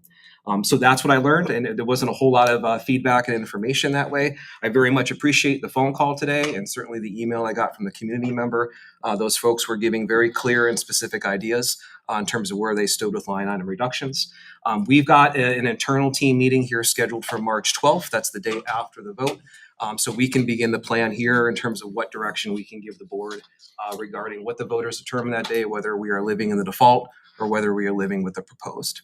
Happy to answer any questions or comments that the board may have specific to this. Sorry, just clarification. Sure. On that March 12th, are we expected to be there or No. you said internal? Just internal team and admin team, and I think we talked with the chair and vice chair about setting up a small group of the board that could join that team to help us plan forward if we need to make line item adjustments to the budget. Any questions for this at this time? That's informational. I didn't have a question. I just wanted to sort of make a statement about Sure. that. So we had, the board had given you a directive to reach out to those community members for collaboration based on the deliberative process that occurred with the warrant article reduction for the budget. So I want to thank those people that did reach out to you because these are some things that we can look at. This is exactly, the collaboration that we were seeking. And so thank you to whoever those 2 individuals were, phone call and email, I think. So thank you for that. Because, between the budget committee and the school board, there was a 7-month process for budgeting. And a lot of time taken on our end of things to look at those things. And so it is very important for us to seek feedback from the public and take those things into consideration. And that's why we sought for you to seek their information out. So thank you for doing that. And I appreciate them being part of the process. Very much so. Yeah, thank you. Thank you for doing that. And again, just to give a little bit more context, it was an interesting conversation, but there were individuals at deliberative that were advocating for the cuts that ended up being approved and passing. And they did it and suggested that these cuts could be made without cuts to personnel or to programs. A couple of these individuals actually stated they had the line items in mind. And so that's why we as a board directed you, because we didn't know what those line items were. So we were asking for clarification. And if we're missing something, great, please let us know. So I understand those conversations may have been interesting. So we thank you for, following through on that with these community members, trying to seek, what their information was. Absolutely. Nothing else? All right, moving on to policies. We have two for a first read. Shauna or Sandy want to touch on these? Yeah, sorry, screen moving. Okay, so we're bringing two policies forward tonight, potentially for first read. The first is policy EBBD, which is indoor air quality and water quality. I know this is really exciting, but the New Hampshire law changed and requires folks to add additional information to this particular policy. So it is 2022 New Hampshire laws, chapter 325, which seeks to limit exposure to lead in drinking water and requires schools to install compliant water bottle filling stations or to test and remediate all water outlets in the facility. So what we have done is added those revisions to the policy, which is what you see in front of you today, which was recommended by NHSBA. Do you want me to go to the second one? Did I miss anything, Sandy? No. Okay. But I do have a question, but then Mark. What does it cost us to test our water for lead? If I may? Yeah. I can provide you with, we have a new contract with a new provider. I can provide you with that information going forward. It's a monthly process in every single school. We're not just testing for lead, we're testing for PFAS and copper, excess copper and other contaminants. Okay. So I can certainly bring that forward next time. Yeah, that'd be great. Mark. Real fast question, if you don't have the answer, that's fine, which seeks to limit exposure to lead drinking water and requires schools to install compliant water bottle filling stations or to test and remediate all water outlets in the facility. So that would be in a back room, in the wood shop, that's, for the toilets, that's all water sources coming into the building, not just potable. We test all of our fixtures. That's correct. It's for all of our fixtures, and we are either turning off the fixtures that are for potable water until they are fixed. Mark, I'm going to have to check that a little bit more carefully. Of course. Because I don't believe we have any obligations to things like outdoor water hoses or things of that nature. That's what I was asking. Yeah, I'll bring that forward next time along with the information that Katie's looking for. We all drank out of hoses, I know. we're fine. Agreed. It was great in the summer. Reminds me of the water at Danville and that we got that awesome lead grant, I believe, and I just wanted an update on Let that out. work, Yeah. if you have any. So if I may, Madam Chair, we're still trying to collect all of our invoices for what we've been doing with lead, because since Kelly Salovich is helping me out with that, every month we may discover another fixture that is involved with lead, and we're able to access that grant. So let's see where we're at, if we've actually submitted. I'm not sure. We were it's just a couple weeks ago we were talking about invoices. And so then my follow-up question is, with this, it says to take measures to limit, but it doesn't give a time frame, it doesn't give a process, it just says, please do something eventually. I can speak to excuse me for laughing. It was just cute the way you said that. The state has, what I'll do is bring you a report from the state so you can see what they have a standard for timeliness, and yes. So our water company submits to the state. That's why we engage water professionals to do this. So I'll bring you a whole package with a bow on it. And then, thank you. And then if we do pass, we still test it every month, Oh, yeah. even though it's passed. Yeah. Because Every single month, even as our infrastructure decays, it begins to seep. Okay. Done. Well, over time, it's not like everything has been like pristine, right? So you get a read on something that we should pay attention to, because they sometimes bubble over a limit. And at that point, you have to do some remediation for that. And then that gets done. It was been pretty automatic through our, just normal checks, so. And the standard has changed also. The state has lowered the threshold, as they should. We don't want our children ingesting lead, PFAS, anything of that nature. Any other questions on this policy? Bree? So this speaks specific to lead. Are we gonna include the PFAS in that as well? If you're asking for my recommendation, who I am not on the policy committee, I think, Or does the "and consistent with regulations and guidance" cover that? That's what we thought covered that, okay. honestly. And as I said, we have a very strict standard. The water company, in order to maintain their certification, has a very strict standard required by the state. What will be most illustrative is if you actually see a report. We can do that. I'd like to approve policy EBBD for first read. Got a motion to approve policy first read by Bree. Do I have a second? Looks like Mark. Any other discussion? Is there any feedback that anybody would like me to take back to policy related to this, as this is a Just a state clarification. requirement? Yep, I guess anything else? No, I think that's good. Just to check with Superintendent Justin, if do you feel like the principal, or should it be somebody in your role, who should be your designee if it's not you? That's why it's designated. As it says in the directive here that we wrote and read.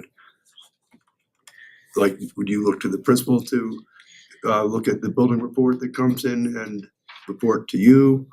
Or to him? Yeah, so the reports come in to me and now to the facilities director, and we're making assessments and what needs to be replaced or turned off or filters changed or things of that nature. Thank you for doing that. All right, a motion's been made and seconded. Any other discussion? All right, all those in favor? Opposed and abstained. All right, next policy. Next policy is JLCE, which is first aid and emergency medical care. This policy was last revised in 2019. Yes, so it was a needed update to the particular policy. There is language that has been added to align with state law requirements regarding, sorry, I lost my page with my notes. Administering Narcan and opioid antagonists, as well as removing language about asthma medication. So we're, Agree. Rationale for why we removed the asthma. it was part of the NHSBA requirements based on changes for administration of medication. I can't remember anything else specific, Yeah, but that it was recommended, this was vetted also by our lead nurse and district-wide school nurses, so this was reviewed against their procedures, their own requirements with regard to licensure and different standards that they have to adhere to, so. So my only kind of thought would be, because we go specific to opioid antagonists, could we just say any antidote? Because it could be something else that we would have. I don't know. I could certainly take that back and ask them. I think they were using the NHSBA policy language as recommended. So again, that is widely used right now, but there are a lot of other abused drugs out Go ahead, there, Mark. so we might have Following up on more. Bree's earlier question, the rationale, and I know it's because it was the recommendation. So am I interpreting this right, that ibuterol inhalers or asthma inhalers have been stricken from this? I don't remember specifically. I thought it had to do more with the emergency administration of medication. but So we'll then- see. Pens, I believe it's EpiPens and Yeah, it's epinephrine. EpiPen. So they're not Yeah. allowed to administer EpiPens? Or is that making it inclusive so that they can? I'm not certain how to interpret it. EpiPen was struck up. It was strict. It was stricken, so we're asking to approve Narcan, but not an EpiPen for a kid with a peanut allergy. Is that, am I reading the tea leaves right? My personal interpretation, but I do think we should reach out to the nurse, to Nurse Kate for clarification. But the language at the top of page 2 is inclusive of medication. So the school nurse or other properly trained staff member may administer such medication in emergency situations. So I know that's speaking to Narcan and opioid antagonists. But the conversation that we had was around right above that, right? Consistent with state law, the school nurse may maintain a supply of emergency medication, epinephrine. The school physician, the school nurse, or specially trained staff members may also administer epinephrine to any student in case of medical emergency. So it is included, the language has been changed and moved to a different section, so it's no longer in the section on Perfect, cool. opioid antagonists. So it's there, but it's on page 1. Perfect, We found it. thank you. All right. Any other questions about this policy? That makes sense. Someone want to make a motion for our first read? I will. Okay. JLC. Yeah, I got it now. Thank you. You're welcome. Did you make a You motion? gonna I did. Oh, I'll second. Okay. I was getting real. I was writing down my notes Super about what to awkward ask. right there, guys. All right, Sorry. motion's been made by Mark, seconded by Shauna. Any other discussion on this policy? Any other issues come up or any other emergency meds, so let's say someone has their own emergency med in their bag and it's not empty, is that included? There was discussion about that. Okay. You can't control what people have in their bags, but I will certainly bring it back. I don't know if there needs to be language in there. It's technically anybody can have it, right, like in their bag and things, so. Okay. So that was But just I will a first bring read, that right? Yes. Yes, this is all just first We reads. can bring that back. Correct. All right, moving on, administrator's report. Um, Do you want to take the vote? so three, Wait, did I Yes. vote? No, we didn't vote. I'm so sorry. It's been a long day. Oh, yeah. All right, motion's been made, second. All those in favor? Don, are you for this motion or not? Sorry. All those First opposed read. and abstained. All right, cool. Moving on, administrator's report. So let's reset. Appreciate that. I got three Very good. things to share with you tonight, and then just a calendar item, and then I've got some highlights to hear from some other folks as well. The first thing I wanted to do, it was to present some district metrics. These are metrics that I think are germane to the end of the budget cycle, and with the vote coming up on the 11th. They're also the same metrics that Maria and I are bringing to each of the Board of Selectmen meeting, and they're also the metrics that Dr. Martin and Sandy are bringing to the PTA and PTO meetings. And I think that just the numbers give us a good sense of kind of where we are and maybe some impacts, some decisions people want to make moving forward. The first metric I want to point out is the cost per pupil. The New Hampshire Education Department is currently kind of working through where those rankings are. In the work as it stands now, Timberlane is the 34th lowest per pupil cost across New Hampshire. That is in consideration of 161 districts reporting. So two different ways to look at that number, that there are a number of schools, more than 100, that their cost per pupil is higher than Timberlane, and 33 school districts across New Hampshire have a lower cost per pupil than Timberlane. In terms of student enrollment, these are things that I've alluded to before, but always good to bring them back. Since 2019, Timberlane has a net loss of 200 students. There's an interesting caveat to that. Since 2021, we've actually had a net gain of 30 students. So again, if you remember us presenting the NESDEC reports to you, although the state of New Hampshire is trending lower student enrollment of a decline over the next decade, that is not the case here in Timberlane. We are bucking the trend of New Hampshire. Our NESDEC reports show anything about substantiated, kind of steady enrollment or a small increase over the next decade. That has repercussions for us as the board as you begin to plan for future years. And in coordination with that, since 2018, Timberlane has reduced 35 and a half staff positions. Open and vacant positions, it's been a course of conversation really throughout the year. I don't have anything different to report than I've reported out in the past. The numbers are still holding steady. We have 20 total open and vacant positions. 17 of them are posted. 3 of them are not posted because there's a strong likelihood that we will need to draw on the monies associated with those positions for contracted services. And again, those positions are specialized or in the special education field. Contracted services, these are some metrics that I think mean something to our district. Right now, currently, we are contracting with 61 discrete individual folks that are working directly with our students, but that are not employed in one of our collective bargaining agreements or a non-affiliated staff here in our district. So 61 individual people we're contracting with. I'm going to break that number down for you a little bit. 32 of those folks are paraprofessionals or would serve in a paraprofessional role.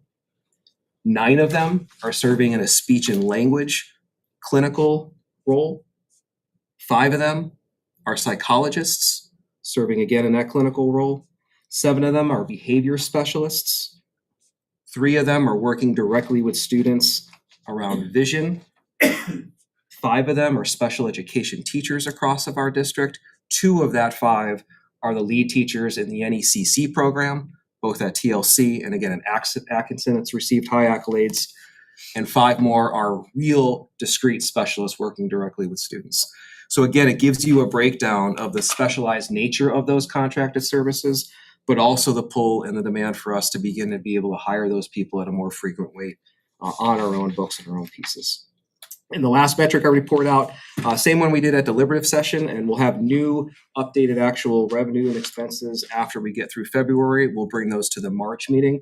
But still, as we stand here right now, we looked at January from this year compared to last year. 3 things to report. We've brought in $1.9 million less in revenue. We have spent $7.1 million more than at this time last year. 4.6 million of that 7.1 is in salaries and benefits. And that's directly related to the last metric I'll give you is that we have 11.6 more professional positions hired and employed at the end of January 31 than we did in the prior year. Questions or anything that I can dig into deeper with those metrics before I move on to the warrant? Great. Just to clarify, the 11.6 more hired staff, those were already accounted for open positions that just had not been filled the previous year. Say that again. The 11.6 more hired staff than last year. Yes. Those, we had budgeted for those positions. Correct. They were open. Correct. We're just now Last year filling we have them. hired it and we have Gave it. Yes. Yes. Okay, thank you. Anybody else? All right, second thing I wanted to point out is that we've obviously had a deliberative session, and I wanted just to be sure we've been reviewing the entire warrant at each successive board meeting. On page 197 of your packet, we'll begin the actual ballots or the sample ballots that will be going to towns. I'm starting on page 197 just because Atkinson alphabetically is first, and it would give a good opportunity to kind of talk through some of the changes so the board is again up to speed and the general public is up to speed. So again, I want to review the changes since deliberative. Warrant Article 2, certainly a change in the operating budget. You know, that number is now reflected at $81,941,925. And again, as we've spoken about tonight, that's a $6.6 million reduction than what was originally proposed that evening. You can see there on the example ballot that it's not recommended by the school board unanimously. It's not recommended by the budget committee unanimously. And there's also the breakdown of the tax rates, whether the proposed budget passes or whether the default budget is in place there. And they're decreases. They are decreases. Each of them are decreases. So whether it defaults or it goes to the 81, it'll still be a decrease in people's taxes. That is correct. Okay. The other change was to Article 3. This was the kindergarten warrant. There was a language change there, and really it was, you can see the highlighted or the bolded text as mandated by the state of New Hampshire. So that was a confirmed voter approved that came out of deliberative. I would then go to warrant Article 4. This was the tax cap warrant. This citizen petition also had a language change that seeks to establish a committee to study the feasibility of a 2.5% tax cap. Article 5 also had a language change. It was moved to an advisory only article. And Article 6 also had a language change, also moving to an advisory only article. And those were the changes from deliberative, and this is what the warrant and specifically the ballot will look like in Atkinson. And you can also see the other 3 towns there as well, as they're a little bit different just because of Article 1. Questions on the ballot or how the warrant is prepared and will be visible for voters? Any questions? I just ask Yeah. our chair to repeat if the article passes and if the article fails, the dollar values associated. I think it's important that people hear that. Yeah, hold on. Sorry. All right, so if Article 2 passes, which means it would be the 81 million and some change, would be a decrease. Atkinson would decrease by $1.39. Danville would be $2.98. Plastow would be $2.18. And Sandow would be $2.47, and this is per $1,000. If it fails and we go to the default budget, which is 89 million and some change, then it would be a decrease of Atkinson of 28 cents, Danville 61 cents, Plastow 45 cents, and Sandown 51 cents per thousand. I wasn't actually wanting you to read it all, but thank you. The takeaway being regardless of which fails, I didn't want to stop you in your role though. The tax rates, the taxes will be less next year regardless of which one of these passes. Why didn't you say that? I just so enjoy hearing your dulcet tones. All right, okay, go ahead, Jason. And the last thing before a calendar item on our report is, again, at the direction of the board, we did know that the CIP list was approved through the CIP committee. It came to the board. This body also approved it. We received the potential contract to engage legally with EEI for that work. And per your direction, we are holding off on signing that contract right now until after the vote. So the board meeting, it may be your organizational meeting or maybe the one after that, but we will find some time to set on the agenda to bring that back to you. We can see with the voting body with those citizen petitions where they want us to go, and we'll bring it back here and I'll look for direction for you whether we want to engage in that phase 3 or whether you're going to make a decision not to engage in it. But that will be upcoming in the future, I believe in March for you. Okay. And lastly, as a calendar item, I heard a lot tonight about, minimum expectations for education or rich expectations. This is an opportunity that's happening in Timberlane coming up on March 5th. That is certainly anything but minimal. We're going to have that dodgeball competition with 5th graders. Listen to this. We got 126 5th graders that have entered. 41 staff are going to spend from 5:30 to 8:30 eating pizza and playing dodgeball with kids. Dodging latex. Right? They don't have to do that. The families don't have to come out and do that. The kids don't have to participate in that. The middle school administrators don't have to be there to meet that's going to happen. That's going to be a rich experience here in Timberlane. And again, Chris Snyder's still here, and I know that you've had a lot of work, but thank you for spearheading it. I think it speaks a whole lot to the values of our community, so appreciate that. I understand the superintendent and assistant superintendent will also be doing interpretive dance during halftime. That's what I'm told. Not a true statement. And I think Sandy and or Chris may also have some other highlights through an Edmund report too. I would add that our local DJ, director of technology, will be perhaps playing music. Yeah. His name is Without- Knuff. We're looking forward to that event. So My daughter is super stoked. I'm sure she is, as she should be. It's going to be great.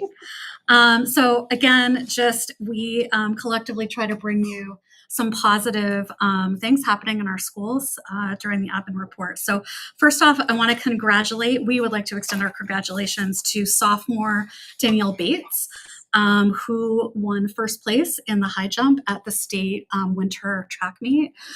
She won first place last spring, I believe. It was the spring meet as a freshman. And so that's a significant accomplishment. So congratulations to Danielle. We look forward to more great things coming out of her and all of our athletic teams at the high school. Secondly, I know Tiffany is still here. I just want to once again extend our congratulations to Tiffany, our assistant principal of the year, and also highlight some other staff who have also been awarded as educators of the year in their different disciplines. So firstly, Sarah Chulgin, who is a family and consumer science teacher at the middle school. She was recently notified that she has been awarded as the state family and consumer science teacher of the year.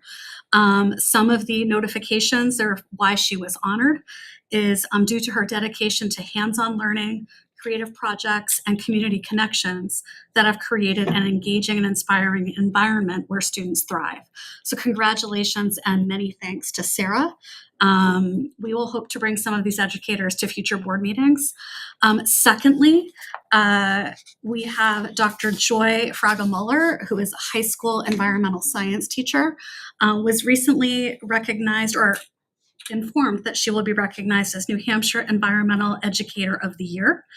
The letter to her indicated that her exceptional commitment to integrating environmental education across all of her classes, as well as her leadership and encouraging fellow educators to do the same, is truly inspiring.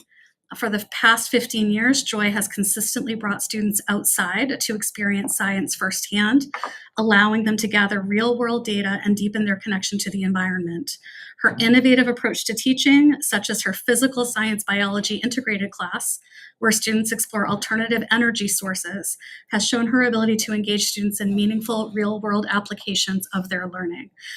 So we want to, again, congratulate Dr. Joy, who once again is recognized at the state level as New Hampshire Educator of the Year, and we'll hope to bring Joy here as well.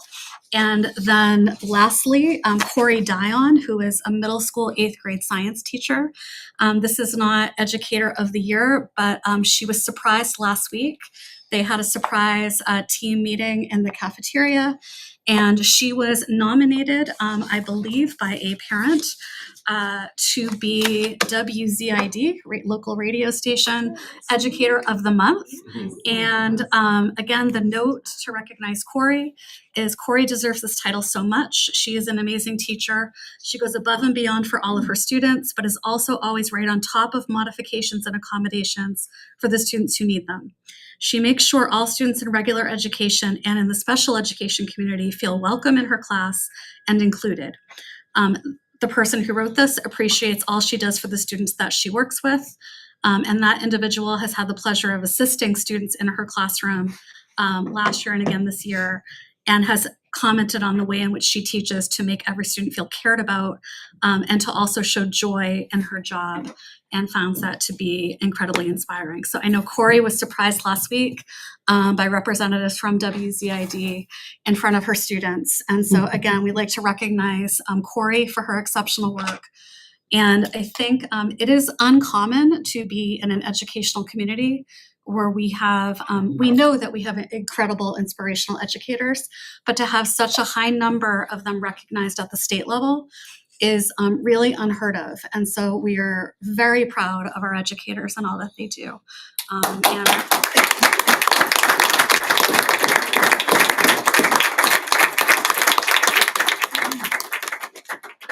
Once again, I have the pleasure, much like my colleague here, to talk about another one of our teachers. This letter from Helen K. Galway from Atkinson was addressed to Mr. Samuel Lyons from the Timberlane Music Department, and it is in regards to the Rasa string quartet performance.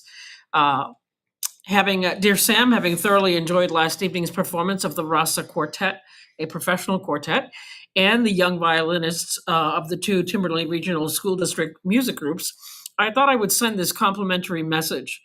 That you were able to secure the Rasa musicians to work for a day with your talented students is a masterful example of teacher leadership.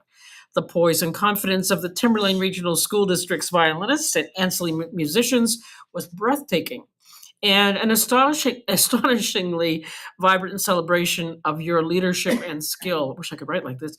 From the moment they walked on stage to the final stroke of violins, it was an exciting event to behold.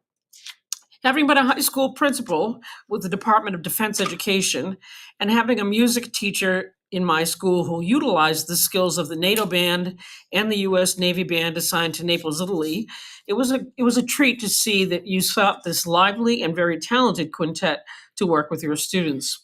What a great idea that you brought to fruition this to fruition. My compliments to you for your skill in developing the skills of your students. It was an absolute joy to hear them play last evening. And the same type of event will happen with the Dallas Brass. Is that April? Okay. Give me a hand here.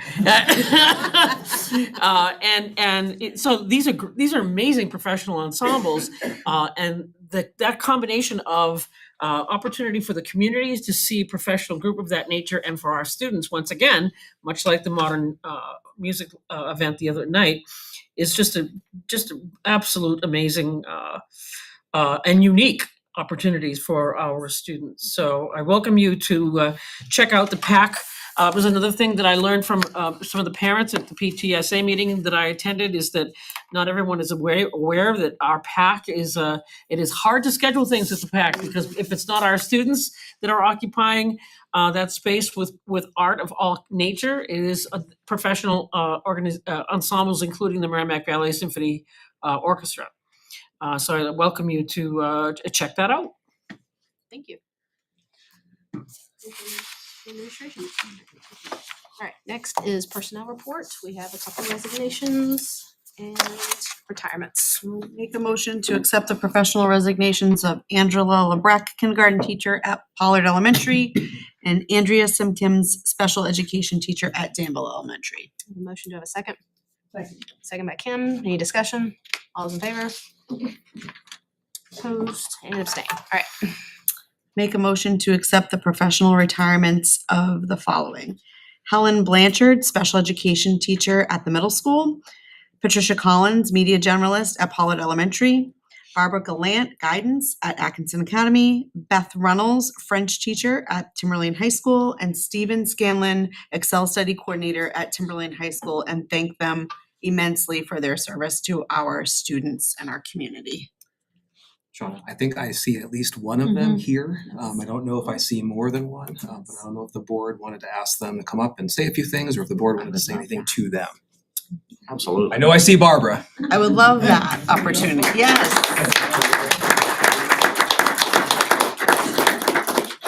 Thank you, it's been an honor, working with wonderful people throughout the year, wonderful students, wonderful parents, very supportive. You definitely see that tonight.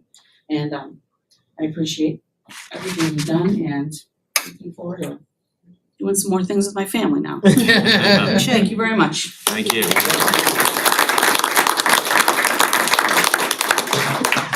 Motion was made by Shauna. Do I have a second? Second. Second by Kim. Any other discussion? Again, thank you all for your service and definitely enjoy your well-earned retirement. All right, all those in favor? Opposed and abstained. Okay. Let's see, committee reports. I'll start with Alyssa. Report. All right. Bree? CIP canceled their February meeting, and we have our next meeting on March. I think it's April.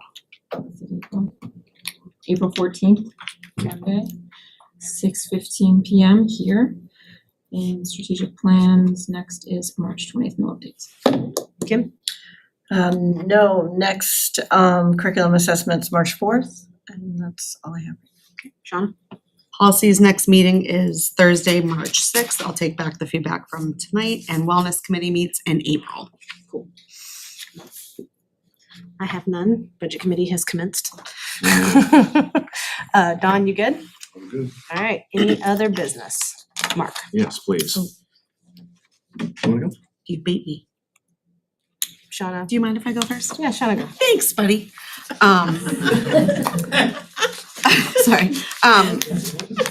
We're making a commitment to try and make ourselves more available to the public. And when I say ourselves, I mean the budget committee as well as the school board. And so I have been reaching out to members of this board as well as members of the budget committee and administrators at SAU. And for the next 2 weeks, and hopefully scheduled to be sent out very soon by tomorrow, we will be opening up ourselves for office hours. This perhaps could be a modality that some folks would want to use to be able to come ask questions, seek clarification, seek understanding, and in a more sort of intimate conversational format rather than here at a board meeting in case you're not comfortable speaking, or if you don't have time to send back countless emails to get information that is valuable to you or a way to understand it. I'm a college professor. I have office hours, and students come and use that to basically, vent and sometimes seek support and guidance and advisement. And so I thought if we opened up ourselves to our constituents in that way, that it might create a really good, healthy format for communication. So we will be communicating out very soon when a schedule is set. The modalities for these meetings are going to be variable. We understand that we are also human beings with responsibilities and such. So the modalities will vary. You could come in person, you could call in to SAU, you could Zoom in. So whatever format suits you best is what we want to support and offer for folks to be able to engage in this process. And additionally, if you are someone that seeks some individual time, maybe you don't want to drop into a Zoom and hear other people asking their questions, and you want a little bit more structure or privacy to the conversation, we can certainly commit ourselves to setting up that possibility for you as well.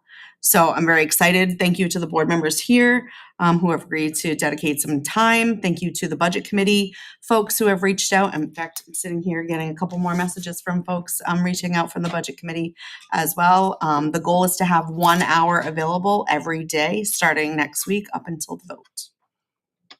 And this might be something that we continue even after the vote, maybe do like once a month or something like that, just on various issues as well. Yep. So just make ourselves more accessible to the public and the constituents that we serve. Excellent. Mark, thank you. Thank you. Oh, yeah, no problem. That was good. As you all know, our school districts, we're facing something of an impasse here, and I'm speaking specifically on Article 2. Our school district's contractual and required expenses will total about $83 million for 2026, $83 million. If the proposed budget passes at $81.9 million, then the district is already operating at a deficit of around $1.1 million. This is before considering additional education expenses, programs, extracurricular activities, or student support services. So this means that even before any discretionary spending is accounted for, the district lacks the necessary funds, if this passes, to meet its legal and contractual obligations. The $83 million in contractual required expenses does not include any repairs to any classrooms, any bathrooms, or any buildings at all in our district. It doesn't include any equipment, tables, chairs, whiteboards that may break, any printing of materials, anything from wood for wood shop to paper for paper supplies. It does not include any of that. Since salaries, benefits, utilities, transportation, and other mandated services make up a bulk of our budget, a shortfall of this magnitude would require significant cuts in areas that directly impact students, such as staffing, academic programs, extracurriculars, and essential classroom resources. So the claims that we have heard at deliberative and that we've all read online that these cuts can be made without affecting positions or programs is misleading. Because with such a tight budget, there's little room for non-essential expenses. If cuts are necessary, they will inevitably need to look at things that directly affect students and staff, such as potentially larger classroom sizes, fewer course offerings, reduced support services, diminished extracurricular activities. These are the options that we are going to be left with. So imagine, if you will, a family that has a monthly budget of $4,000, but they're contractually obligated to pay $4,100 for their mortgage, food, utilities, et cetera. And they run into a new financial advisor who says, don't worry about it. I know exactly where you can cut that $100 without affecting, food, gas, any of that stuff. Don't worry about it. But I'm not going to tell you how that's going to be done. You just need to trust me. I've looked at your finances. It can be done. That's not a financial plan. That's a con. If they actually had a solution that didn't cause any real damage and was viable, they would share it. Instead, they want people to blindly follow them and believe in some sort of financial wizardry while hoping that nobody asks too many specific questions. Because the truth is, there is no magic money hiding in our couch cushions. It's just not there. Several members of a particular tax group that shall not be named and others have repeatedly claimed that the proposed budget could indeed be balanced without cutting positions, without cutting programs, and that they knew exactly where these cuts could come from. Some of them said that they could go line by line with us and show us where these cuts could be made. But when asked how, as directed by the school board, when our superintendent went out and asked them, please share this information because we don't see where the cuts are. Where are these cuts that you imagine could take place without affecting our staff and our students? There was an overwhelming, with very few exceptions, refusal to share any of this information. And this refusal, in my mind, raises serious doubts about the credibility of their position and their proposition. If they truly had a responsible, workable plan, they'd have no issue with providing the specifics. They've stated publicly numerous times that they have the specifics. Instead, their unwillingness to do so suggests one of two things. One, they don't actually have a plan. Their claims are either exaggerated or completely false. And now that they've been called on the carpet, they really have nothing concrete to offer. Or two, they know that the reduced budget would in fact hit programs, would in fact hit people, would in fact hit positions. But admitting so would expose them to the real consequences to the public of what would happen to students in our school district.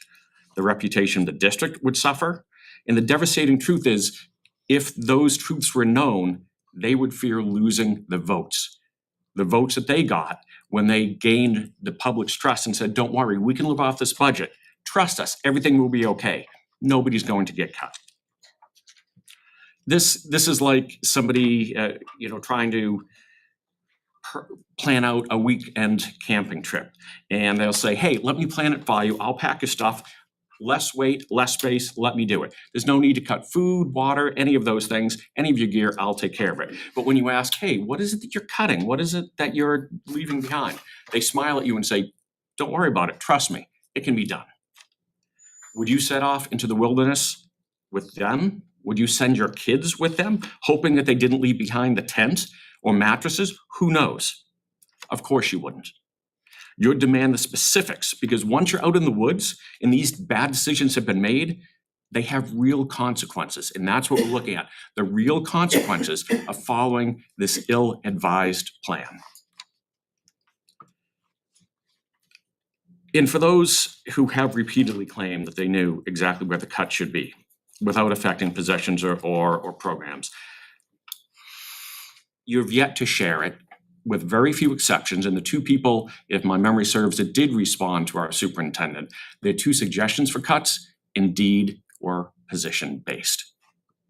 So when you heard that, and those of you watching TV Land, if you were swayed by the folks who said, vote for this budget, I know where the cuts are, I've gone through it line by line, it won't affect students or staff. The two people who were brave enough to respond came up with the only viable solution, and that is unfortunately looking at the very things that make our district run, the people behind it. So we find ourselves in something of a Goldilocks scenario. One budget is too high, while the other is too low. The default budget exceeds what's necessary, and it exceeds what it is that we said we wanted, and it potentially overburdens taxpayers even more, while the newly proposed stripped-down budget falls short of meeting our basic contractual obligations, forcing cuts that will undeniably affect staff, students, and programs. And so again, even though if the default is the one that we end up going with, it will still be less than last year's budget. The taxes will be decreased from last year's. I personally, I hope I am here next year. I hope I am reelected. If I am, I will pledge that I will stick to and not approve any spending over our original proposed budget of $88.5 million, even if the default is the one we go with. We've looked at that. We looked at that with the budget committee. We've gone line by line. We can live within that. We can't live with the newer proposed budget. So I am saying to everybody out there in TV land, I will not spend $1 more than our original proposed budget. The new one is simply too small for our district to run efficiently. We're coming out of the dark ages where Timberlane suffered from a horrible reputation as to the way we treated our teachers, the way we respected our teachers, and compensated our teachers in administration. We're finally come around that corner. Let's not go back to the dark ages, because it will take years and years to recover from that for not much money at all. The difference is small in the taxes. The difference is huge on the ground for the teachers that are taking care of our kids and for the programs we can offer them, be they AP courses, music classes, wrestling. These things are unfortunately seen by a lot as extras. English, math, science are not. So where's your value? And if you're one of those people who raised their hand and voted for the proposed budget because you believe those individuals, tell them to put up or shut up. Because I will just say that those statements were disingenuous at best, and that is very gracious in the way I'm phrasing it. Sorry.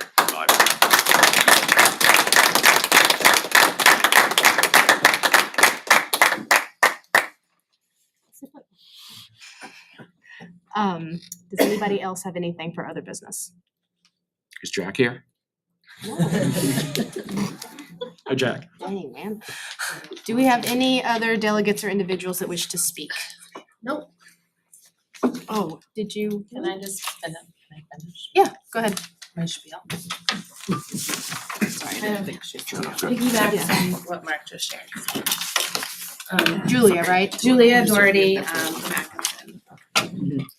So I had just finished talking about how we showed value at zero for our teachers a few years ago. So from 2016 to 2023, Timberlane's budget increased on average 1.55% yearly, barely if at all keeping up with inflation. This put a strain on staffing, resources, our buildings, and educational opportunities for our students. While other districts had made strategic investments, Timberlane had been forced to do more with less. In 2024, we were at a breaking point. The school board had no other choice than to increase the budget for capital improvements that could no longer be ignored, and we needed to make meaningful progress with our teacher salary pay scale. Thankfully, a new teacher contract was put into place starting in the 2024-25 school year. So of course, spending was down in 2023-24 based on this, along with many vacancies that existed because we could not fill positions. While we are still one of the lower paying districts in our area and being a border district to Massachusetts where teacher pay is considerably higher, this is a step in the right direction. Community support is stabilizing staffing, improved morale, and made it easier to fill positions. But here's the reality. If the $81 million budget passes, the district will be forced to cut 30 to 40 staff members at minimum. The immediate impact will be severe, but the long-term consequences even more devastating. Teachers who remain may not stay in a district that does not value public education. They will seek opportunities in districts that prioritize their staff and students. If we face further cuts, we will again struggle with unfilled positions and a crisis in our schools. This scares me not just as a parent and a teacher, but as a homeowner and a taxpayer. Poor schools lead to lower home values, a fiscal impact that may not be evident today, but it certainly will. I was recently told that schools don't give children success. It starts at home. If you prioritize learning, your kids will be fine, no matter what the school offers.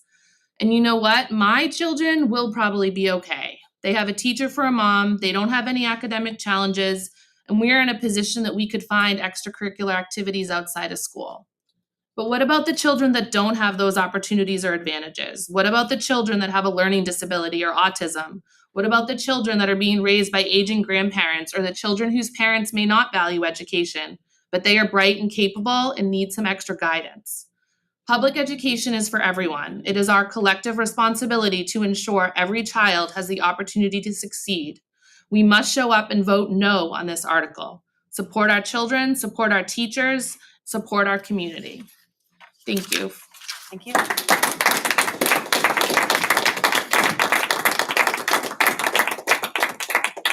Any of the delegates or individuals?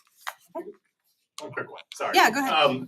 Just really quick, I know You we're are, doing. and you are? Chris. Chris, Sorry, okay. don't try to butcher my last name. I won't. Just want a lot of great talk on Article 2, completely necessary, but I also want to make sure with Article 6, I believe there's like a point of possibly terminating the remainder of that $25 million improvement. Just want to make sure we're all aware that that would be eliminating energy-related capital improvements. We've got an old clunker of a car that we need to continue to put improvements into to keep our passengers safe. That old clunker of a car are some of our schools, those passengers are our kids.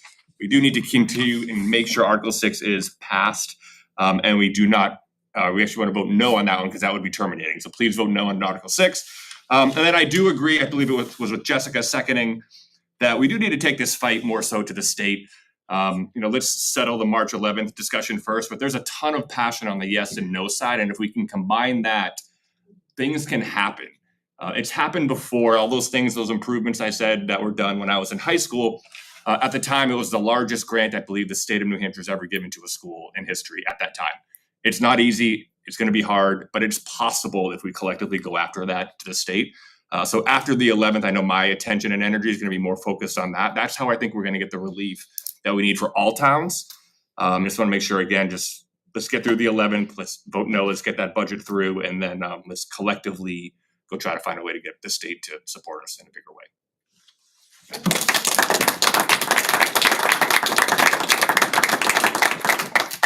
Right, we do not have to go into non-public, so I am closing this meeting at 9:11.